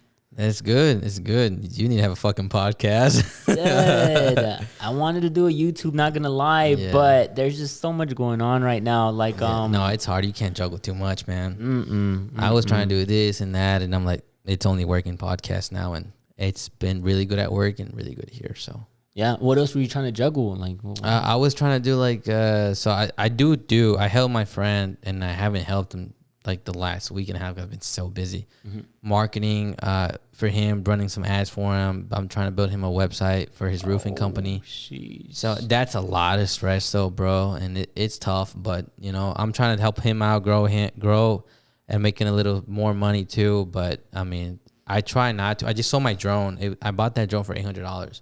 It's a nice drone. It shoots 4K. I wanted to do some stuff with it and make some money with that. But I was like, I don't even use it. I'm going to sell it. I'm going to buy all this new equipment right here that we use, bro. That's how I got to buy it. And then it's just the mic and the thing. And I sold it for $600. And then, bro, everything, I mean, it costed close to like 800 something, bro. You know? My God. And I had to pay I was like, okay, bet 600, I'm going to pay it. And then like, just fucking 200 something dollars like out of my pocket. Jeez. But like, yeah, bro, but it's an investment, and I'm pretty sure the podcast I shot yesterday and the one I did right now with you, those two, bro, they're going to do so great, great, because I really feel like too on TikTok and YouTube, the algorithm, they pick up the audio, bro. And like, if it sounds clear, like they're going to push it out more. Because I'm learning a lot of little things with the algorithm, especially on TikTok. Like, there's a lot of little shit that it looks for, and I'm like, really, this shit works? I'm like, fucking okay. But yeah, that's fine. And I spend a lot of time too studying TikTok and watching certain videos and studying my videos and the ones that pop off, and that's a grind itself, bro. That I did not know that it was a grind. I bet you gotta like clip the videos, don't you? Yeah, bro. I post 4 times a day. Fire! It's a lot of work. Consistency. Yeah, 4 times a day. This is my second week doing it in a row. So that's fire. Yeah. It results in gonna pay off. Yeah, bro. And it is right now. I'm telling you, bro. And I figured out the times to post and do, but it took time and work, bro. You know, and a lot of people don't see that. But it makes me happy, you know. And then there's days I'm like, fuck, I'm so sleepy. Bro, I'll be making clips like this, nigga. Like, oh, I shouldn't have said that word, but I'll be like, bro, I'll be making clips and I'll be like this, bro. Like, or this morning I was late because I was making a fucking clip. And I was telling him, why were you late? I was on my computer, then I had it my stomach was hurting, you know. But bro, I was making a fucking clip, and the clip was giving me issues, and I'm like, why is it not like showing right? And like, I was like, and I'm so stubborn, bro. I'm like, I'm not leaving until it gets right. I had to be at work at 8. It was 8:15, and I was like, fuck it. And I walk into work fucking late, and I got in trouble. And I was like, fuck it though. And the video still wasn't good. Jeez. Yeah, bro, I gotta go use the restroom. I'm sorry. Damn, it's like 164. What gigabytes? It's like it's a 64, but it has nothing on there, bro. That bitch has lasted long. Yeah, bro. I got a 64 and it's already. Nah, bro, that shit don't got nothing on there. So, and then this thing too, bro. Like, I'm telling you, bro, I'm set now, bro. I love the mixer. Yeah, I have an SD card in there, so like it's awesome, bro. But and then also too on my computer, I have a separate external for podcast only. Damn. Yeah, bro, because I'm super like, what is it called? ADHD. I don't know, but like I'm super like, okay, I don't want OCD. I don't want it to get mixed together with other shit, like because my computer would start acting like an idiot, you know. And I'm like, chill. But we talked about a lot of shit, bro. There's a lot of positivity that you wasn't playing, you know. The thing with social media too, like people hit me up, bro, I want to be on the podcast. I'm like, fuck, bro, I don't even know you like that, like, and I don't know what you about, like. And I have like really good gut feelings about people, bro. Like that's one thing that I'm really good at is like kind of, and it's harder with social media because you're not speaking to the person. But when I meet somebody, I'm like, okay, this person's like this, or like this person's like that, or my girl likes to say I'm really emotionally intelligent, and I am, bro. Fire. I'm super like emotionally intelligent. And I'm also think like I'm like really aware of my surroundings. That's fire. So and like, but I'm also like real, like I don't want to say slow, but not as smart, like book smart. Like I suck at reading, I suck at writing, but I'm really good with like I don't know, like when it comes to like looking at data when it comes to like my stats on YouTube or TikTok and figuring out stuff, looking at patterns like that. I'm like, if I really take the time, I do really good. Even when I was in school, bro, I said this story to somebody. I said, there was always a graph and charts section, and like it will tell you like you did 9 out of 9, 8 out of 8, and like I did like maybe like 9 out of 10. You know, I was really good. I don't know why though, and like I think that's why I told myself, I was like, I have to not master, but really get good at the algorithm and figure it out. I was like, once I figure it out and I do it over and over, like I'm such a killer, bro. Like even with work, when I used to work at, I used to work a lot of just restaurants, and like I would do the same shit over and over and over. And after like 2 months of doing it, I was like a beast. And then the most hardest thing was work now at the dealership, because every sale's so different, every customer is so different, so you can't even get like and the same pattern. It's different. But with this and then with everything, I was like, if I figure out like how to do it, get really good at it. But yeah, fire. Bro. Fuck, I thought I put this on Do Not Disturb. You like that? Yeah. So what? So right now, bro, what you doing? Like just now, is just all Forex? Really, when somebody asks me what I'm doing, like back then I'll be like, yeah, just Forex. But now I can say something else. Like I enrich, empower, and educate. In a sense where I don't just teach people how to make money online. I teach people how to change their mindset. I shift their paradigm to think a lot bigger, to think a lot faster. Just because, like I said, you know, I wish somebody would have taught me to think a lot bigger, a lot faster. Like, my roommate, he's like, yo, I want this Challenger, like, this SXT. I was like, bro. Tell him to come through, bro. Did he get one yet? I should. Did he get one yet? Huh? Does he have one? He doesn't have one yet. He wants to make like a certain amount of money and then get his car. And Tell I'm like, him to let me know, bro. Jeez. I work at a Dodge dealership. Oh yeah? Yeah. I told him, I was like, bro, like get a new car. I was like, set your standards higher, because if you don't set your standards higher, you're just gonna fall below the standard. Yeah. And you're gonna settle for SXT, you know? Yeah. Get you a little scatty, maybe. Jeez, I'm telling them, I was like, yo, you gotta think a lot bigger. He's like, I wanna be humble. I was like, humble to who? Like humble why? You can still be humble. Yeah, exactly. I was like, there's not really a standard to be humble. Like if you just present yourself as yourself and not really, you know, rev it, you know, then you're straight. And like nobody's gonna judge you, nobody's gonna say anything. And it comes with overthinking. I think you were talking about something about social media. I feel like a lot of people think that social media is toxic in a way where they have their mindset that it's toxic. It's not really toxic. Everybody's doing them. Everybody's doing their own thing. If you're doing your own thing, it won't be toxic. And I think my ex had a mentality of that, where it's like there's people posting their body, there's people posting this, posting this. If you don't give energy towards it, it's not gonna affect you. And in that sense, whatever you do give energy towards, kind of like how you said, how did I differentiate myself from going through a path of being sad and miserable and going through a path of just happiness and seeing it work for me? In that state, you just have to make a decision. Are you gonna go the dark path or are you gonna go the light path? And you really have to just choose one and focus on it until success. You know, FOCUS, focus on one course until success. Something like that. But in a sense, it's where you put your energy, you put your whole energy, you know. I forgot what it was, but whatever you focus on, you attach your energy, and that basically guides you wherever you're gonna be. So if I was focused on, yo, I lost my girl, you know, I was so happy with her, and I'm dwelling on the past, I'm obviously gonna be sad. I'm obviously gonna be doing bad things in my feelings, thinking negative, looking at every girl and being like, yo, I hate girls, you know? And all that. And I'd be a hater. But in that sense, I was like, you know what? Like, you know, life is abundant. Like abundant being, there is so much out here that I don't even know of. Like now, I have people in like places I can't even pronounce, like India and like Pakistan and like Uyo. I don't even know where Uyo is. And I have people messaging me from there, and I'm like, my bad. And I'm like, yo, like, let's connect. Like, I'm ready. Like, let's get you on a path. And with that, like, I impact somebody's lives in a third world country where, you know, like maybe $100 is a lot. And I'm like, let me make that for you in like a day or 2 days. And it's just something that I've grown to love. And that's dope.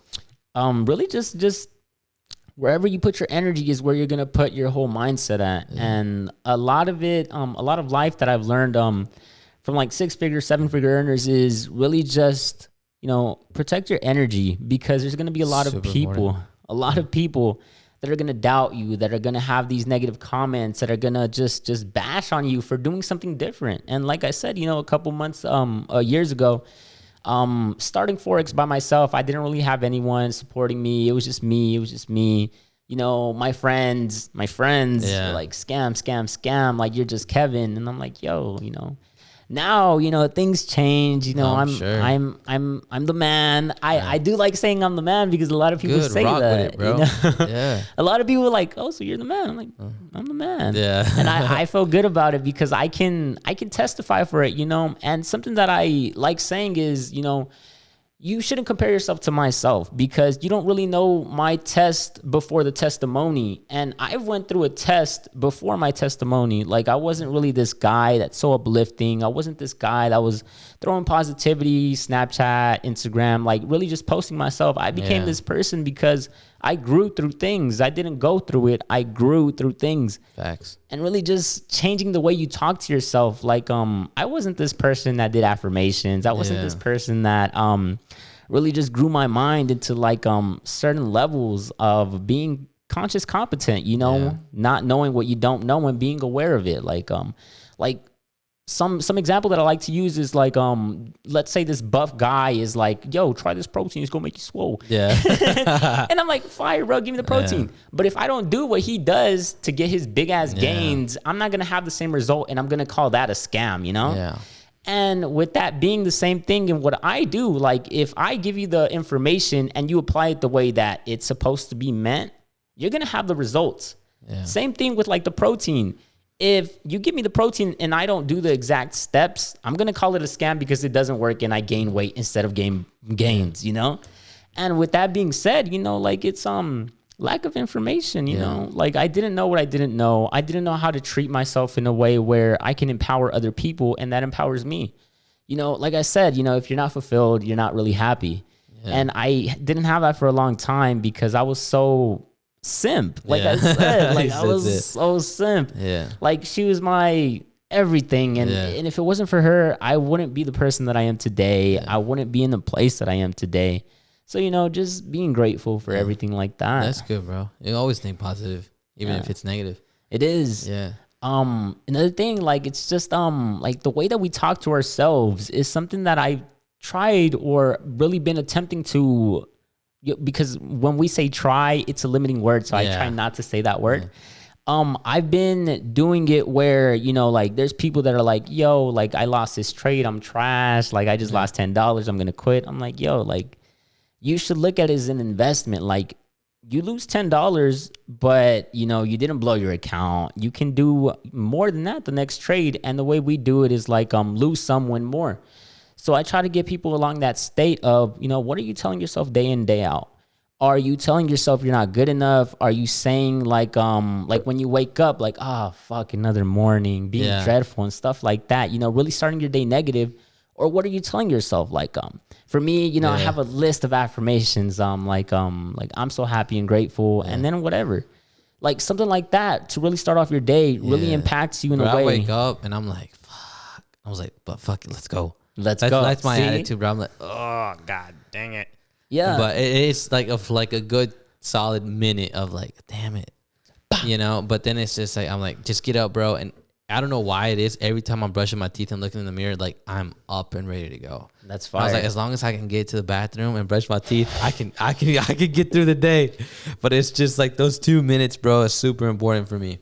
And then I tell myself, and bro, as soon as I get my phone, I literally get my phone, I go to YouTube and I play like, okay, like depending on how I'm feeling in the morning, do I want to listen to like some hardcore motivation like The Rock or what's his name? Eric Thomas. Eric Thomas, EP. Oh Eric my God, we've had him at our convention. For real? It was so life changing. I'm jealous. Like my roommate, that was his biggest person, and he was like, I was like, bro, are you gonna go to March Madness? Because it was March Madness. Yeah. And he was like, nah, bro, I don't think I'm gonna go. And then I was just bullshitting. I was like, bro, look who's on the lineup. The lineup hadn't even dropped. And he was like, all right, bro, whatever. And then his biggest person is Eric Thomas. So Eric Thomas was the main person. They're like, we're having Eric Thomas. Yeah. We went to the event. It was so hyped. He was spitting. There's this one thing that really stood out that he said. He was like, so the people in IM, that's our business. He's like, the people in IM wanted me to come out 30 minutes earlier. He said, no, fuck that. Y'all didn't pay me to come out 30 minutes earlier. He's like, my time is limited. And he was just spitting. And I was like, God damn. Everybody was looking at him like crazy. He was spitting on the company. I was like, jeez. Yeah. But his energy is different. Like, he really just spits that motivation that you need to hear, that real shit. But yeah, I listen to him or like who's Jocko. I love Jocko. I don't know if you ever heard about Jocko. I haven't. Like David Goggins. I don't know if you. Oh, I know David Goggins. He's that kind of like Jocko. That's the same thing. And then just some random shit, you know. And depending how I'm feeling in the morning, really, because I gotta go to the gym, so I gotta get pumped. Oh hell yeah. Yeah. So but sometimes it's really calm and like really like just mind and calmness and stuff like that too. There's a was Impact Theory. There's a podcast. I just listen that's to just fire. Some just like clips of that. Get the morning ready to go. Brushing my teeth, and I'm like, all right, bro, let's get it. This is what you're gonna do. Make sure you eat. Make sure you drink water. Blah, blah, blah. And just telling myself and get the morning going. That's why I started working out in the mornings too now, because I started to realize that like, damn man, like I ain't doing much with my day, or like I feel like this, I feel down, whatever. But I just had to get it going, and bro, it's definitely how you set your mind to, how you program. I'm telling you, bro, just you gotta trick your mind, like you gotta trick your brain, bro, because your brain is a little computer. Like that's how I like to think about it. And like if you like, I can think right now like something small about tomorrow, but my brain already has it programmed for tomorrow. Like it's gonna be like, okay, you're not gonna do shit tomorrow because you told yourself that yesterday. And it's like, no, tomorrow morning I'm going to, the first thing I do is have a decent little small breakfast and go to the gym, get a nice workout in, and work a lot, you know? But I'm programming myself and getting myself ready, you know? And same thing with I did today. I was like, you're going to have these things to do in the morning for work, and then you're going to sell a car and, you know, go on with your day. And I did just that. That's fine. And then Monday's going to come up and it's like, it's Monday. But it's so funny because people think about Monday like, oh, it's Monday. And I'm like, bro, Monday's another day. Bro, I love Mondays. People talk about, I bet you do. People talk about Fridays. I'm like, bro, Friday's just another day for me. Like, there's no big deal. It doesn't impact me any different. The same thing with Saturday, you know, like it's any day is just, Monday could be every day for me, bro. Like, yeah. You know, and that's how I like to think. And I tell people, like, don't look forward to Monday. Don't look forward to Friday. Don't look forward to any fucking day. Like, every day you should look forward to the same day you look forward to fucking Friday. Like, exactly. Why? Oh, I get paid on Friday. Bitch, you should be getting paid every day. Exactly. You know, like maybe your paycheck does come through Friday, but make money every day, you know? And there's gonna be days you lose money, you know, you take your losses or you don't make any money. It is what it is. But, you know, and I always just tell people too, I tell my girlfriend, I tell my friends or the people that I know, you define yourself with how you pick up yourself from like a loss. Like I always say. And then I think Eric Thomas says this. He's like, when you're having a tough day, it's not like, oh, it's a tough day. This is a self-development, it's self-growth day. He says something like that.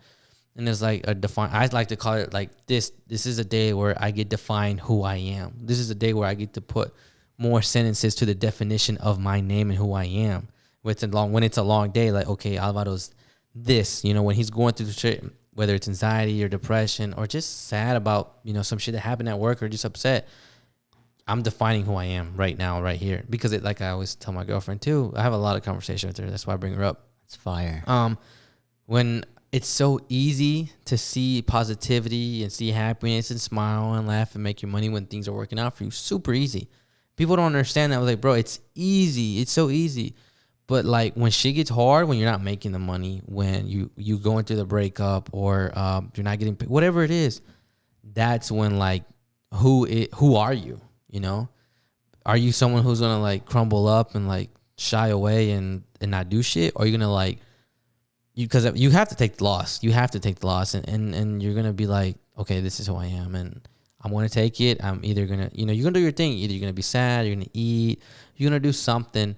But how are you gonna bounce back? How are you gonna like really come out of that? You know, and that's what I tell people. I was like, you gotta come out of that bit strong and like really hit it hard because that defines you, bro. And there was one day I had 2 weeks ago. It was something happened at work and it pissed me off because it was just a lot of shit going on. I was like, why is this shit working out for me? I came home, bro, and I was so mad that I started crying. I was mad. I was like, fuck, man, like fuck this job. I was just frustrated, bro. And then in my head, I was like, bro, like let it all out, get mad, but you have to bounce back. Bro, I've bounced back so good. And not just at work, but in my life. 2 weeks ago, or just last week, I had a lot of anxiety for some reason. I don't know why. Well, actually, I do know why. I was taking these new vitamins, and I think they were fucking with me. And then again, like the whole smoking, like I told you about that too. And I was like, it ain't good for me. So I cut some shit out, and I was like, I feel better now. But those two, I was like, I have to get better. I will get better. I will bounce back, and I'm gonna do whatever. And I wasn't motivated to push out my 4 videos a day, and I was like, I have to. One of these videos can be it, bro. And I have this little thing on my phone too. I call it goals for the day. I don't have them for today because I don't never do them on Saturdays because I don't go to the gym on Saturdays. But every time before I go into the gym, I put, like you said, I will sell a car. I will post a viral video. I will make a viral video. And it's just like it's like that, bro. And that's all it is. It's super important. That's fire. Yeah. I also have that on my phone. I keep it in my notes. Mm-hmm. It's really like a checklist. But mine's is shit long? Yeah, I've been consistent with it. Yeah. So really mine's are I am, kind of talking about it in the present tense. Yeah. Like I am, whatever my goal is, therefore I feel it, and then it basically just comes out into the universe. Yeah. But exactly how you do, I'm fucking with that. Yeah, and bro. I do hear the emotional intelligence. There's like some people that are, I don't know if they're unaware of the way that they talk, or I don't think they want to be aware. Yeah, exactly. They're uncomfortable, and whatever's uncomfortable, they don't really like going into that space. Yeah. A lot of people don't like. I know a lot of people don't like me, and I feed off of it. But because of shit I have to say, I say like someone says something, I'm like, shut the fuck up, you're capping. People get mad, bro, and I'm like, bro, and I call out people all the time, bro, because like. And maybe I shouldn't do that. I don't care. But like, I'm like, bro, like you capping. Like, no. I'm like, I prove it or show or like same thing like that. And I'm like, no, you're doing this. Like if they're upset, I was like, bro, look, you're upset because this and this happened. And now you're trying to make yourself feel better because you're doing it. Like, don't do that, bro. Like, stop. Exactly. And like, but also too, I think people know what they want, bro. I think everybody knows what they want, but they're either scared to go after it, or they're too shy, or they're too worried about what people think, Yeah. That's the biggest thing. And this is why I say social media is toxic, because if someone posts like, oh, started my new business, blah, blah, blah. Some people be like, dude, what the fuck? I quit my job for this business. Why did you quit your job? Jeez. You were getting paid $70K a year, dude. That's a good job. Why? Well, I want to get paid $200K. You can't get that paid without a degree. Like, people will do that to you, bro. Exactly. And these people are your friends, your family. It comes down to, like, who do you listen to? Yeah, like, they don't have the results that you want. Like, for me, that's what I set myself on. Like, if they don't have the results that I want, I'm not going to listen to them. Like, a lot of people were telling me, go this route, go this route, go this route. Like, you're not going to, exactly how probably you're doing it right now. Like, they're like, go to college, do this, get this job, stay at your job. Like, you wanted to move to Chicago is a good point. Like, why can't you go to Chicago? Why can't you have houses in Waco and in Chicago? Yeah, that's the goal. And and see, like, stuff like that. Like, I'm not saying that's crazy because it's doable. Like, it's very, whatever you want to do, you can do. But see, when you have a conversation like this, it's like super like, I feel you.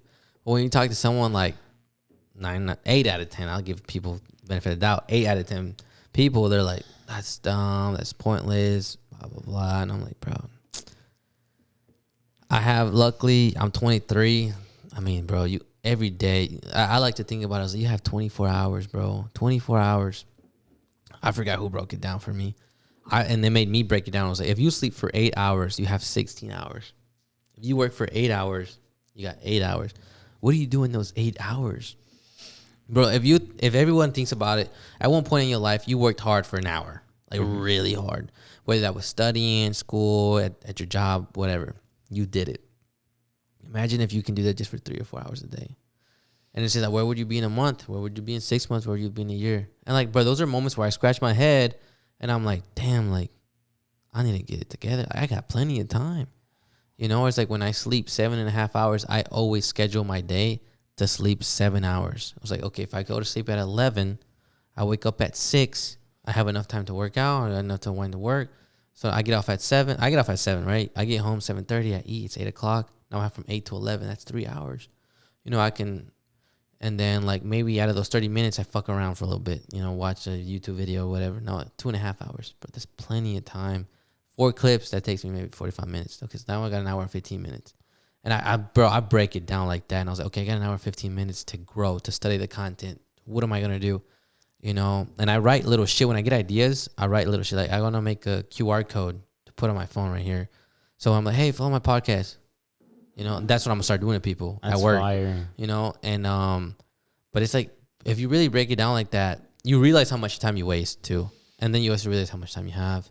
You know, and there's days, like, there's nothing wrong with fucking around a little bit. And that's the thing, like, you can fuck around and you have plenty of time. But it's like, but don't be lazy. Like, if you have 4 hours, work hard for 2 hours, and I promise you those 2 other hours, chill. Bro, like, after this, I'm probably going to get some food, and I'm going to play some FIFA or something, and I'm going to go hard tomorrow. But I got the time to do it because, like, I don't know, bro. Like, you put in the time, and I don't know. That's another thing. People waste a lot of time. They do. And it could be anything. Yeah.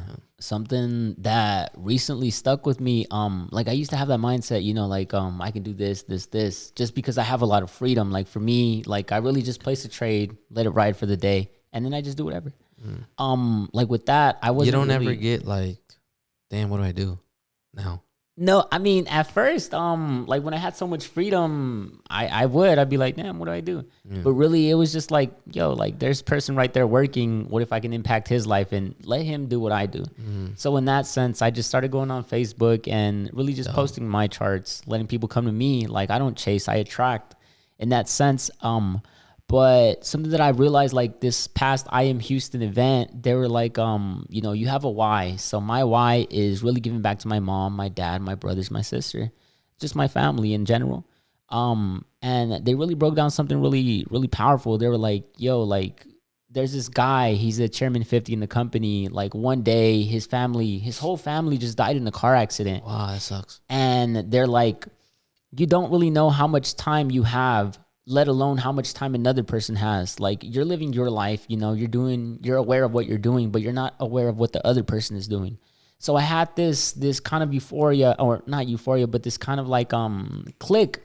One day my mom, she was like not answering her phone. She was not answering any text. Yeah. She was with my little brother, and nobody, like everybody was trying to track her on like Find My iPhone. Like she was pretty much lost, right?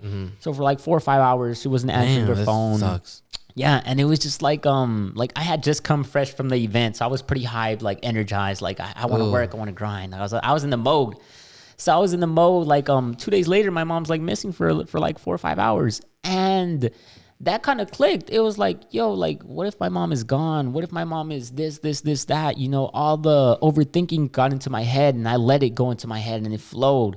And in that kind of time, I was like, I didn't do enough. Like, yo, like my mom wanted this Benz and I'm over here getting a Tesla. And like my plan is to ultimately get her Benz for her Christmas present. But I was like, yo, like. Hope she don't watch this. Spoiling the present. Nah, it's already done. Yeah, nice. But in that sense, it's like yo, like I wanted to buy my mom a house. I wanted to do all this, but I wasn't pushing myself. I was like, you know, drinking, having fun, having this temporary fulfillment when it wasn't really fulfilling me. Like I let other things distract me instead of actually going towards my why. And you know, turns out she was just at her friend's house, and she was just like with her phone off, and she got home and she's like, what the fuck, everybody's calling me. I'm like, we're worried. So then after that, I'm like, yo, like I gotta go harder. Like what if my mom would have gotten into an accident? Like all the overthinking bad scenarios. And you know, like I always say, like you have to remind yourself why you're doing it. So like for myself, I have my why in my phone. Something that I like to tell people is if it's out of sight, it's out of mind.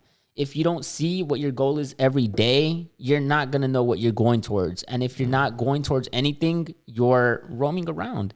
But like, you know, if you have a consistency of posting videos, of going to the gym every day, like whatever you're doing, not just you, like everybody, if they know what they're going to do every day, why they're doing it, they're ultimately going to reach their goal.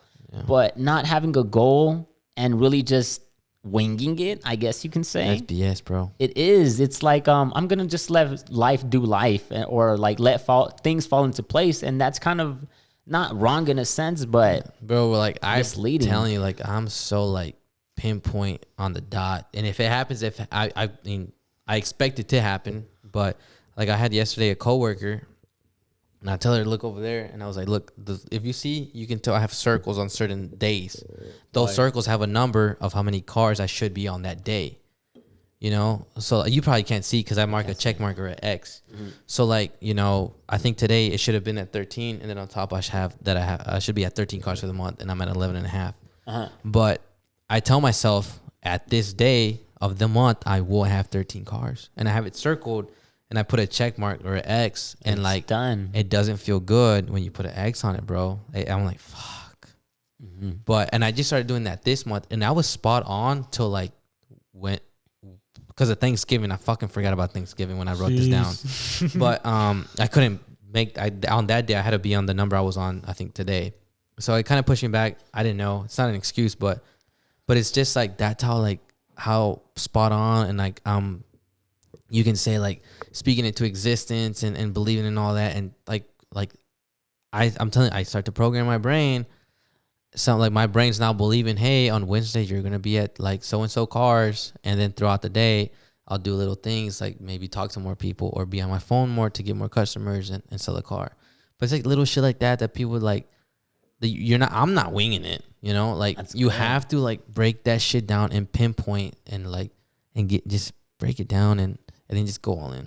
Yeah. But that's how like nitty gritty I am with my shit, bro. You know, fire, bro. Next month it's gonna be the same thing with cars, but now that my TikTok's going off, now it's gonna go out with certain follows and views, and I'm gonna break it down, and it's just trying to figure that out. But and then because I was like, okay, that works, so let me apply that to this now. So that's fire, bro. Yeah, but it's like shit like that, bro, that people don't see, and I'm like, you're overlooking that.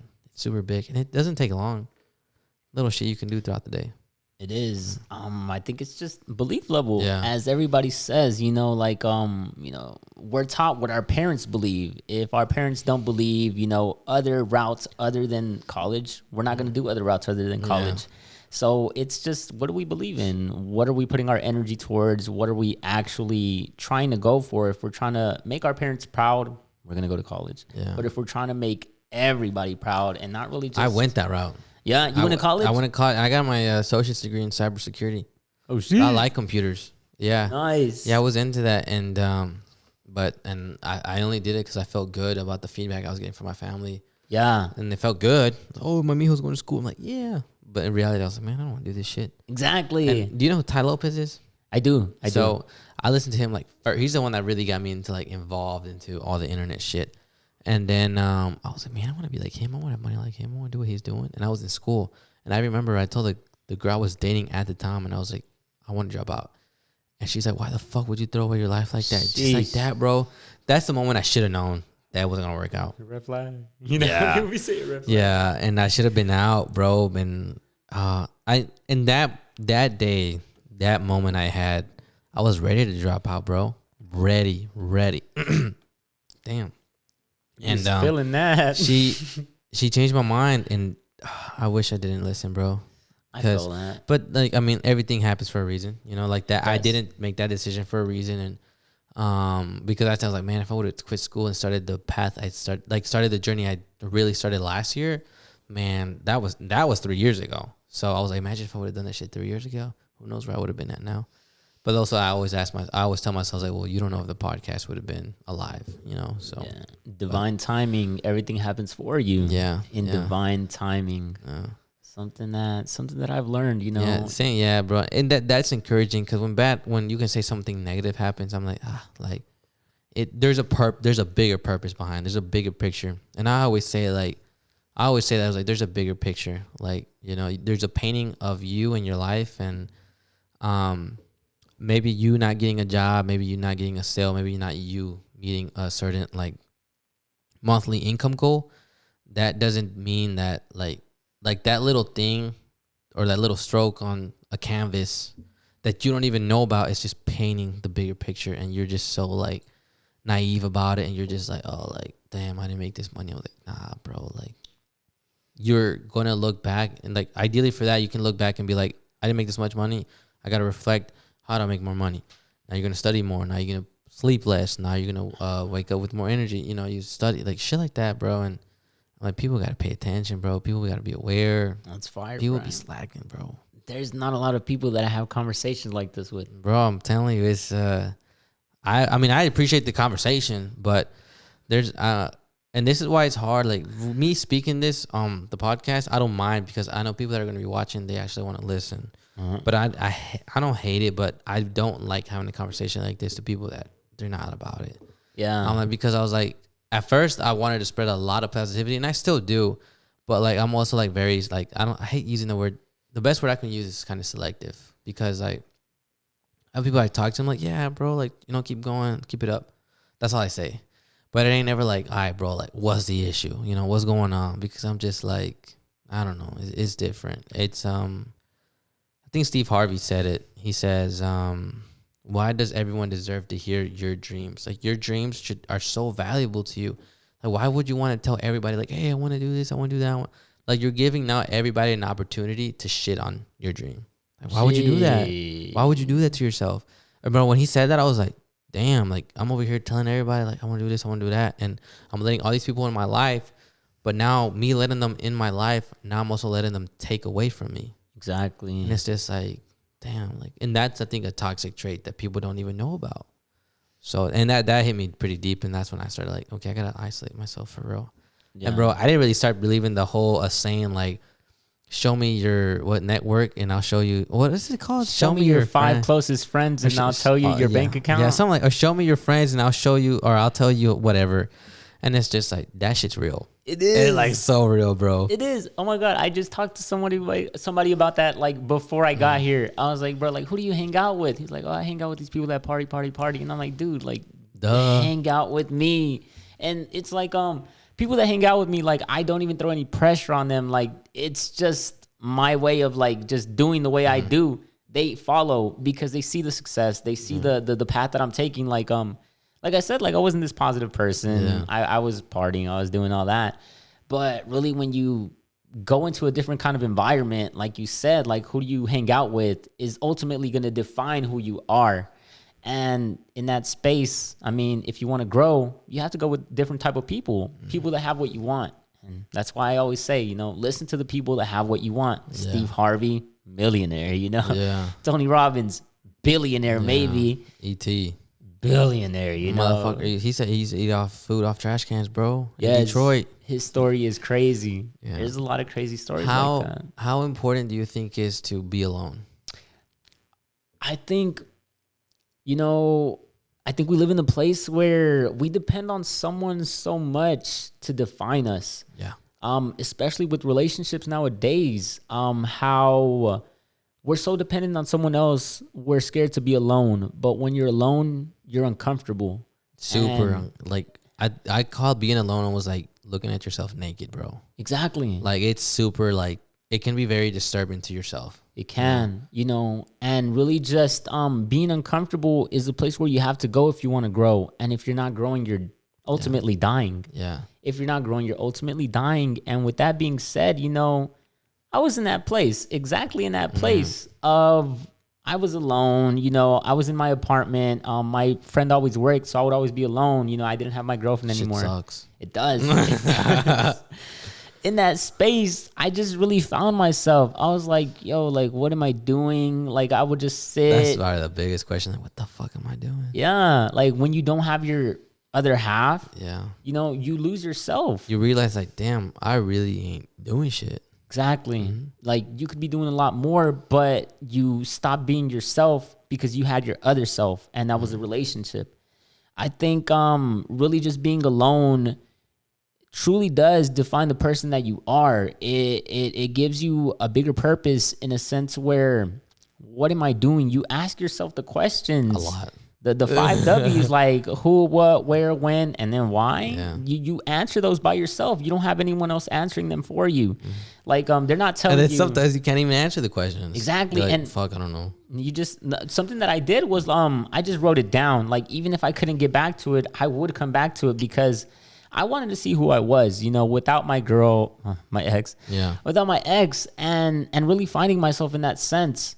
And something that I was doing was making a lot of money, but it wasn't fulfilling. Yeah. Like I could be traveling, but who would I travel with if I was alone? In that sense, I was like, let me help my boys out. Yeah. Let me feed the team. Let me actually impact people's lives so they can do exactly what I do. In that sense, I think that's where my relationship ending was the biggest impact for me. I learned to find myself in a place where I was alone. Like I was simp. Like I say this so much because if you knew like my Instagram, my Snapchat, I would always have her. I was so simp. I was like deep in love. Yeah. But I think it's just, or I don't think, I know it's just kind of being alone in a place where you're vulnerable to everything. You have to be vulnerable. You have to accept. You have to be okay with that too. You have to accept it. Like, you know, everything happens for you, not to you. And staying in that state of mind of, you have to be grateful, you know, like you have to be grateful for the things that happened for you, not to you, like I said. And, you know, being alone is tough, uncomfortable. You grow through it. And I mean, that's really all that needs to be said. Like, you just got to grow through it. You got to be uncomfortable with different types of experiences. If you're not uncomfortable, you're not growing.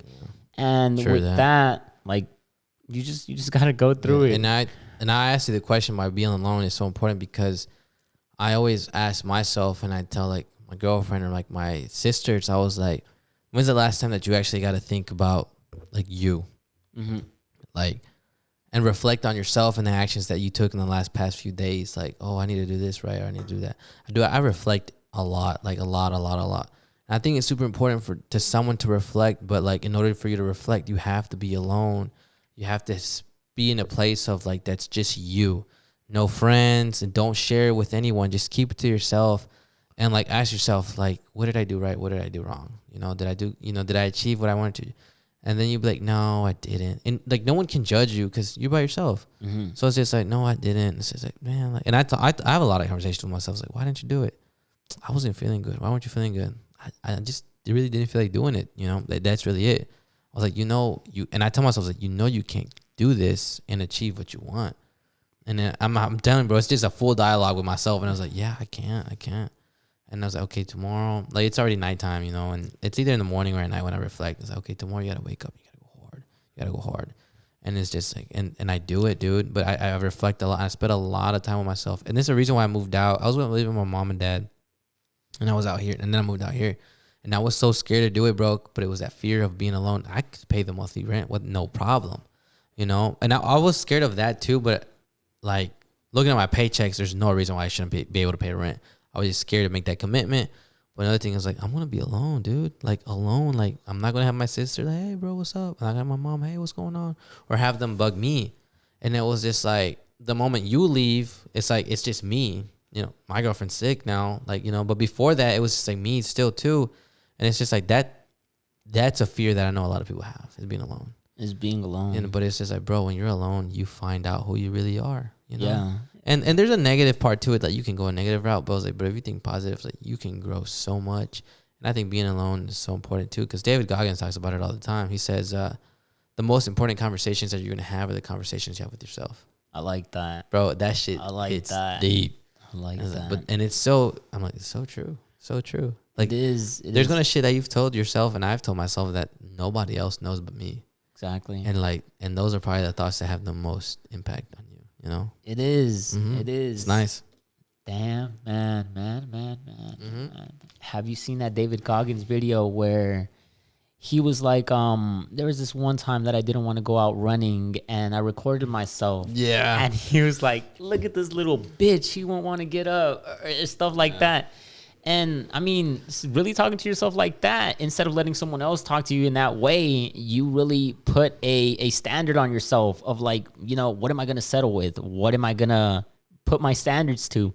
Like, something that I've done recently is like, I don't want to stay like Motel 6 anymore. Like, just me personally, like, I don't want to stay on Motel 6. I have to have like a good view. I have to set my standards a little higher. Yeah. And with setting my standards higher, that ultimately makes me work harder, because if I can't afford it, I'm not going to stay there, you know, and stuff like that. But with being alone, I think that's something that's a whole conversation because It is. because there's so much that you could tap into. Like, you can tap into the mind, you can tap into really the feeling of being alone, or even the way you act with yourself, or the way that you do anything, because the way you do one thing is the way you do everything. So if you're doing one thing in a negative sense, you're going to do everything else in a negative sense because you're alone and you feel like you don't have anybody else. And with that, once you know you got yourself, you know, exactly. like I got me, you know. And then when you find someone else, now you feel, that's another thing, like once you know that you figure yourself out, now you can, I think, really be with someone else too, though. Exactly. You know? Like for me, I thought I had that, you know, but it wasn't, you know, because everything that happens, or there's this saying, whatever's meant to be will be. If whatever's meant to be will be, in a sense where if it was meant to be, nothing will destroy it. Nothing will interfere with it. It's going to be strong. It's going to be solid. And I thought I had that, you know? I call that resistance. Resistance. Yeah. Like if there's no resistance, or like just, what is it called? The Surrender Experiment is a book, and it's like surrender to life. So like, don't cause resistance to something. Like, let's say if I told, like, you were coming, hey, I'm on my way, and versus me saying like, hey, don't come anymore, and because I'm shy, because I'm nervous, I'm making resistance, setting a wall. Yeah, versus just letting it happen, like surrendering to life, let shit happen, bro. That shit's deep. That's fire. Yeah, That's bro. fire. It's a book called The Surrender Experiment. It goes hard, bro. And it talks about like creating resistance. Like, don't create no resistance, and like let things just happen, bro, and fall into place. And that ties in with I think with what you were saying. That's probably dead ass on. That's dead ass on. Yeah. Like if you put a wall into your abundance, because abundance is every type of happiness. If you block it, you know, you're not gonna have every experience that you would have. Like I said, everything happens for you, not to you. Yeah. So if you would have, you know, blocked that breakup, like, nah, you can't break up with me. No, you got to stay with me. You would have been suffering, and you wouldn't have been able to receive this whole bottle of water, you know, and stuff like that. Yeah. And it's just crazy to think, you know, like, you know, we have the mindset of, you know, we want to be happy with someone else, but nobody teaches us to be happy with ourselves. Yeah. And nobody teaches us to be happy with ourselves. Get a family, you know, get married, have kids, and have a house. Exactly. And like, you know, I was taught that way. And that equals happiness. But nobody tells you, like, you have to be happy with yourself in order for someone else to come into your life and add on happiness. Something that Will Smith said was like, my job isn't really to make his wife Willow. I don't know. Wada? She be doing them wrong. She be blasting them, bro. She had this one recent thing with Tupac. I was like, why is she doing my man Will dirty again? Damn. After the other guy talking about entanglement, doing them wrong. Pray for Will. Pray for Will. She also was saying like he's not that good in bed. Yeah, she said that like 3-4 weeks ago. Yeah. I'm leaving. That's dirty. Yeah, bro, did him dirty. Anyway, say back to what we were saying though. Anyways. She was like, Will Smith was like, it's not my job to make my woman happy. It's her job to ultimately make herself happy, because you can't make a person happy. You can do whatever you can, but ultimately, if that person is not happy with themselves, you won't get across to them. So true, bro. I had my prior relationship. I told this person, I was like, I don't think you love me for me. I think you love the idea of a relationship with me. Like, I feel that. It was just like, you just like the fact that you're in a relationship with me. You like the fact how I make you feel as a person. You don't make yourself happy. I make you feel happy. And now, like, when you don't have me, or I don't make you feel a certain way, now you're sad. You get in this, like, you feel lost. Your chest. You know, and I was just like, you know, and it's like, I told myself, I was like, and that hurt my feelings, because I was like, I had real feelings for you. Now I'm confused on how you feel about me. Like, do you really feel for me? And like, that kind of caused the fucking decline of that relationship. But yeah, bro. That's fire. I feel that same exact way. But that's true. And I've heard that too. It's like you can like, you might think you like love someone, but you just love the idea of them and being with them and how they make you feel. That's fire. Yeah, bro. It's crazy. That's crazy deep. shit. I just gotta breathe. Yeah. You laid it out. Bro, we covered a lot. You laid it out there, bro. Nah, it's all good. Damn. So I guess we're gonna wrap up, bro. But what are you doing now? What are you doing now? Enriching, empowering, and educating on investing. Yeah. I feel like it's the future right now. We see a lot of Bitcoin machines. We see a lot of crypto talk, NFTs. We see all that talk like metaverse. Yes, That's exactly. just popping. How Facebook changed their name into metaverse, or even how like the Staples Center changed their name to crypto.com. Bro, and then Nike had that collab with Roblox, right? Yeah. That shit's crazy. That when I seen that, I was like, okay, NFTs is gonna be popping like the next year. I probably need to connect with you, but about The that. stores, bro. The man, like I've been saying. Bro. We're gonna have a decent conversation off the mic too. So I'm looking forward to that.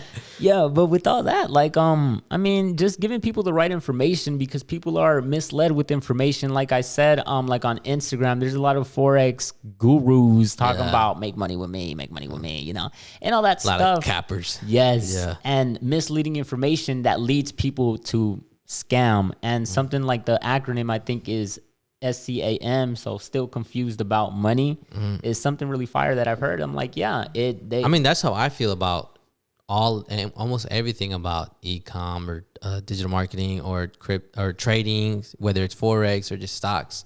I'm confused in that like niche, because I'm just like, everything that I've seen and try to talk to someone to, it's either like, as soon as I talk to them, you trying to buy this? I'm like, bro, you're not even giving me good information. I don't even know what the fuck I'm buying. Exactly. Like, you want me to buy into this program, and like, you're not really like telling me how I'm gonna make money.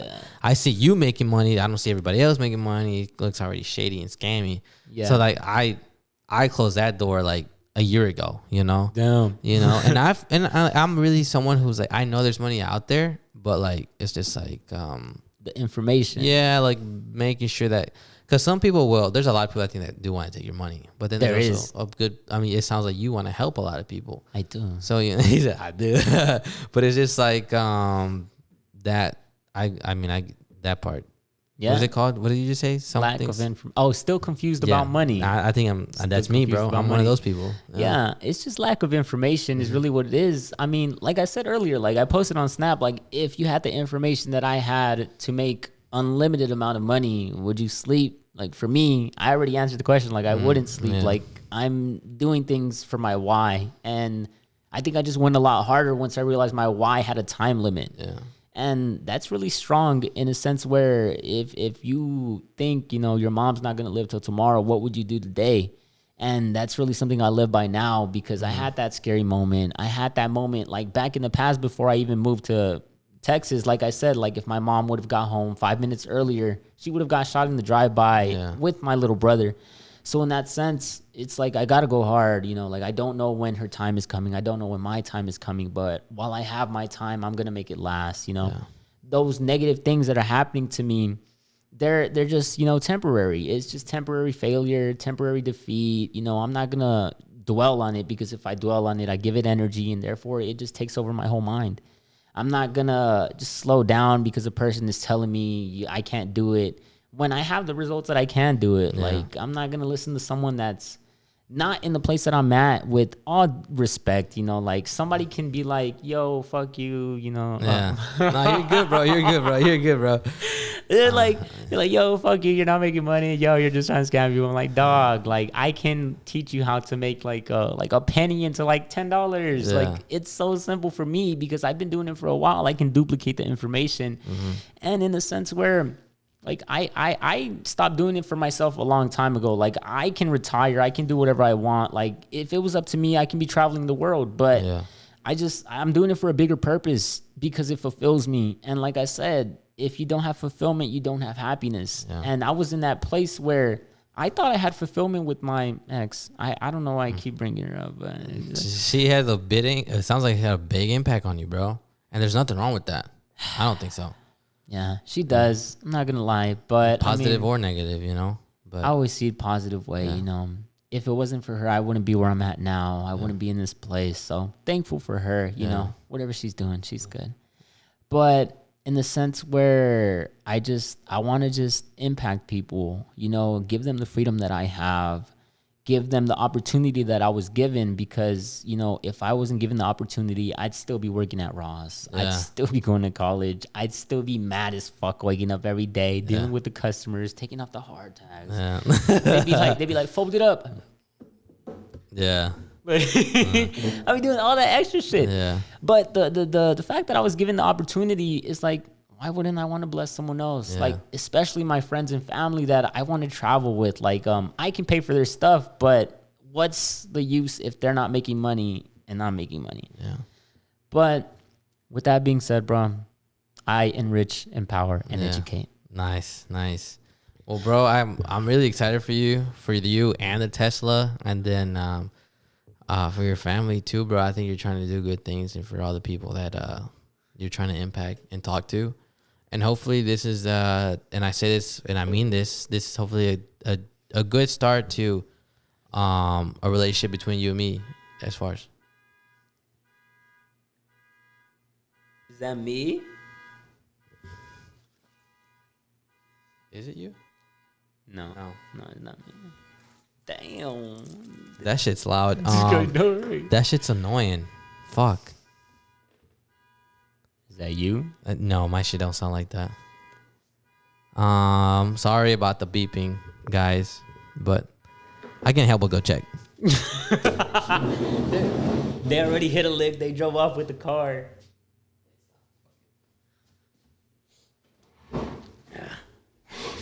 That was weird. That was weird. I mean, I get spooked out because I'm still new here, so I'm like, I don't know how the vibes are. Oh, for real? Yeah.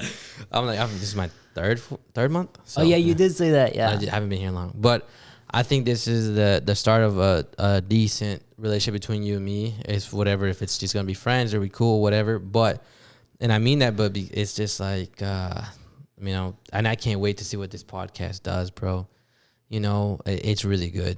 And it makes me happy to say that, like, I have good podcasts back to back, bro. Fire. And they get better. I don't know how I can top. I thought the one with Johnny, the one that went out Monday. This one's gonna be. I mean, it'll be 2 weeks from this one, but I don't know how I'll top that one. You know. And now I was like, damn, how am I gonna top this one?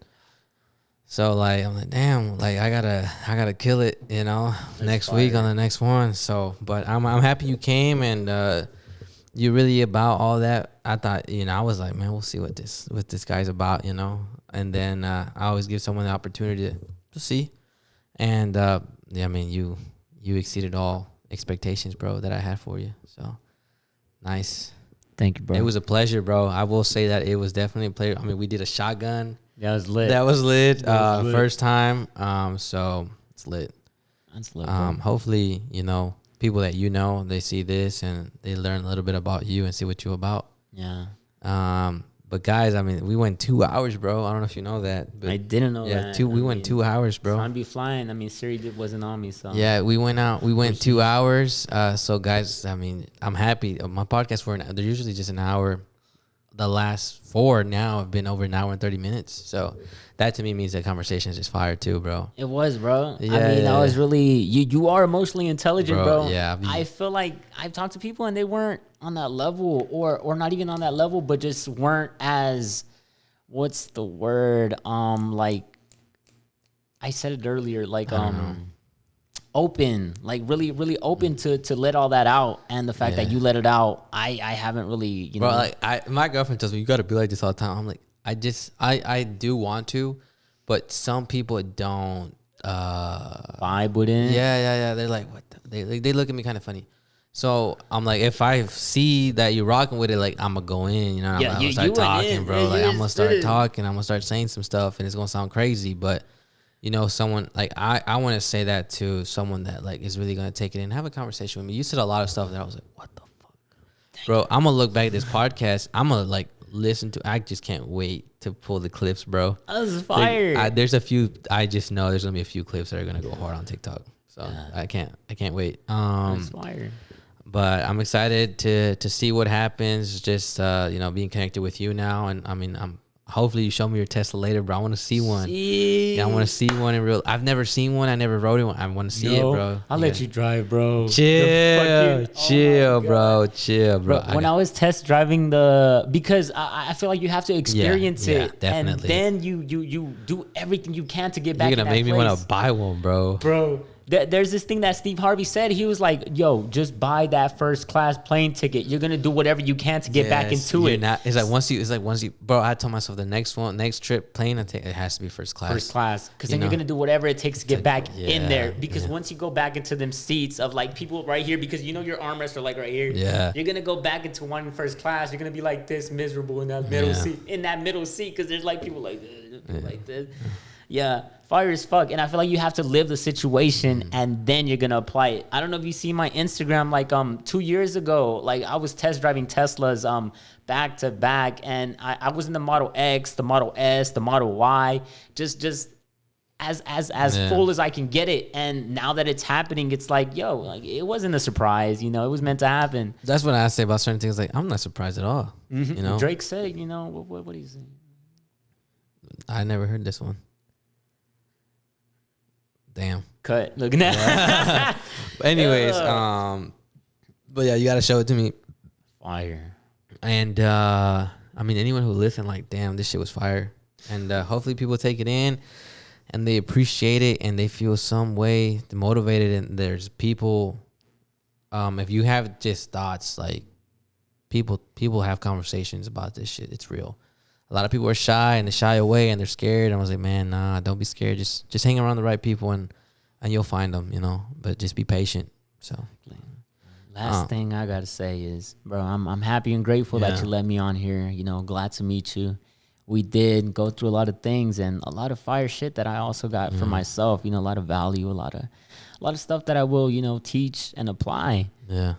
But something I do want to say is just believe a lot bigger, a lot faster. Yeah. That's the biggest thing I took from this, bro. Yeah, is like the number one thing that I wish I would have known early in my career or early in whatever I was doing is just there's no limit to your imagination, but the one that you set on yourself. So if you have no cap, it's just, you know, to the sky you go. So believe a lot bigger, a lot faster, and you will achieve, you know, bigger and better things. Appreciate it, bro. That's it, bro. Yeah. Anyone who made it to the end of the podcast, I appreciate you. I love you. Like, share, subscribe. What's your Instagram? At K Kevin Hernandez. All right. Follow my boy for any info or just to show love. What else do I have to say? Anything? I mean, I just appreciate the love on TikTok, guys, and keep supporting me just by viewing, liking, and sharing, and I'll make the rest happen. I mean, they'll see your face again sometime next year for sure. Fire. That's the end of the episode, podcast 158. I hope you guys had a great Monday, a nice, safe Monday. Happy holidays, and be safe. Spend time with your family and spread love, guys. Peace. Wait, hold on. I got you. Oh, wait, wrong one. There we go. Yes, Peace. sir.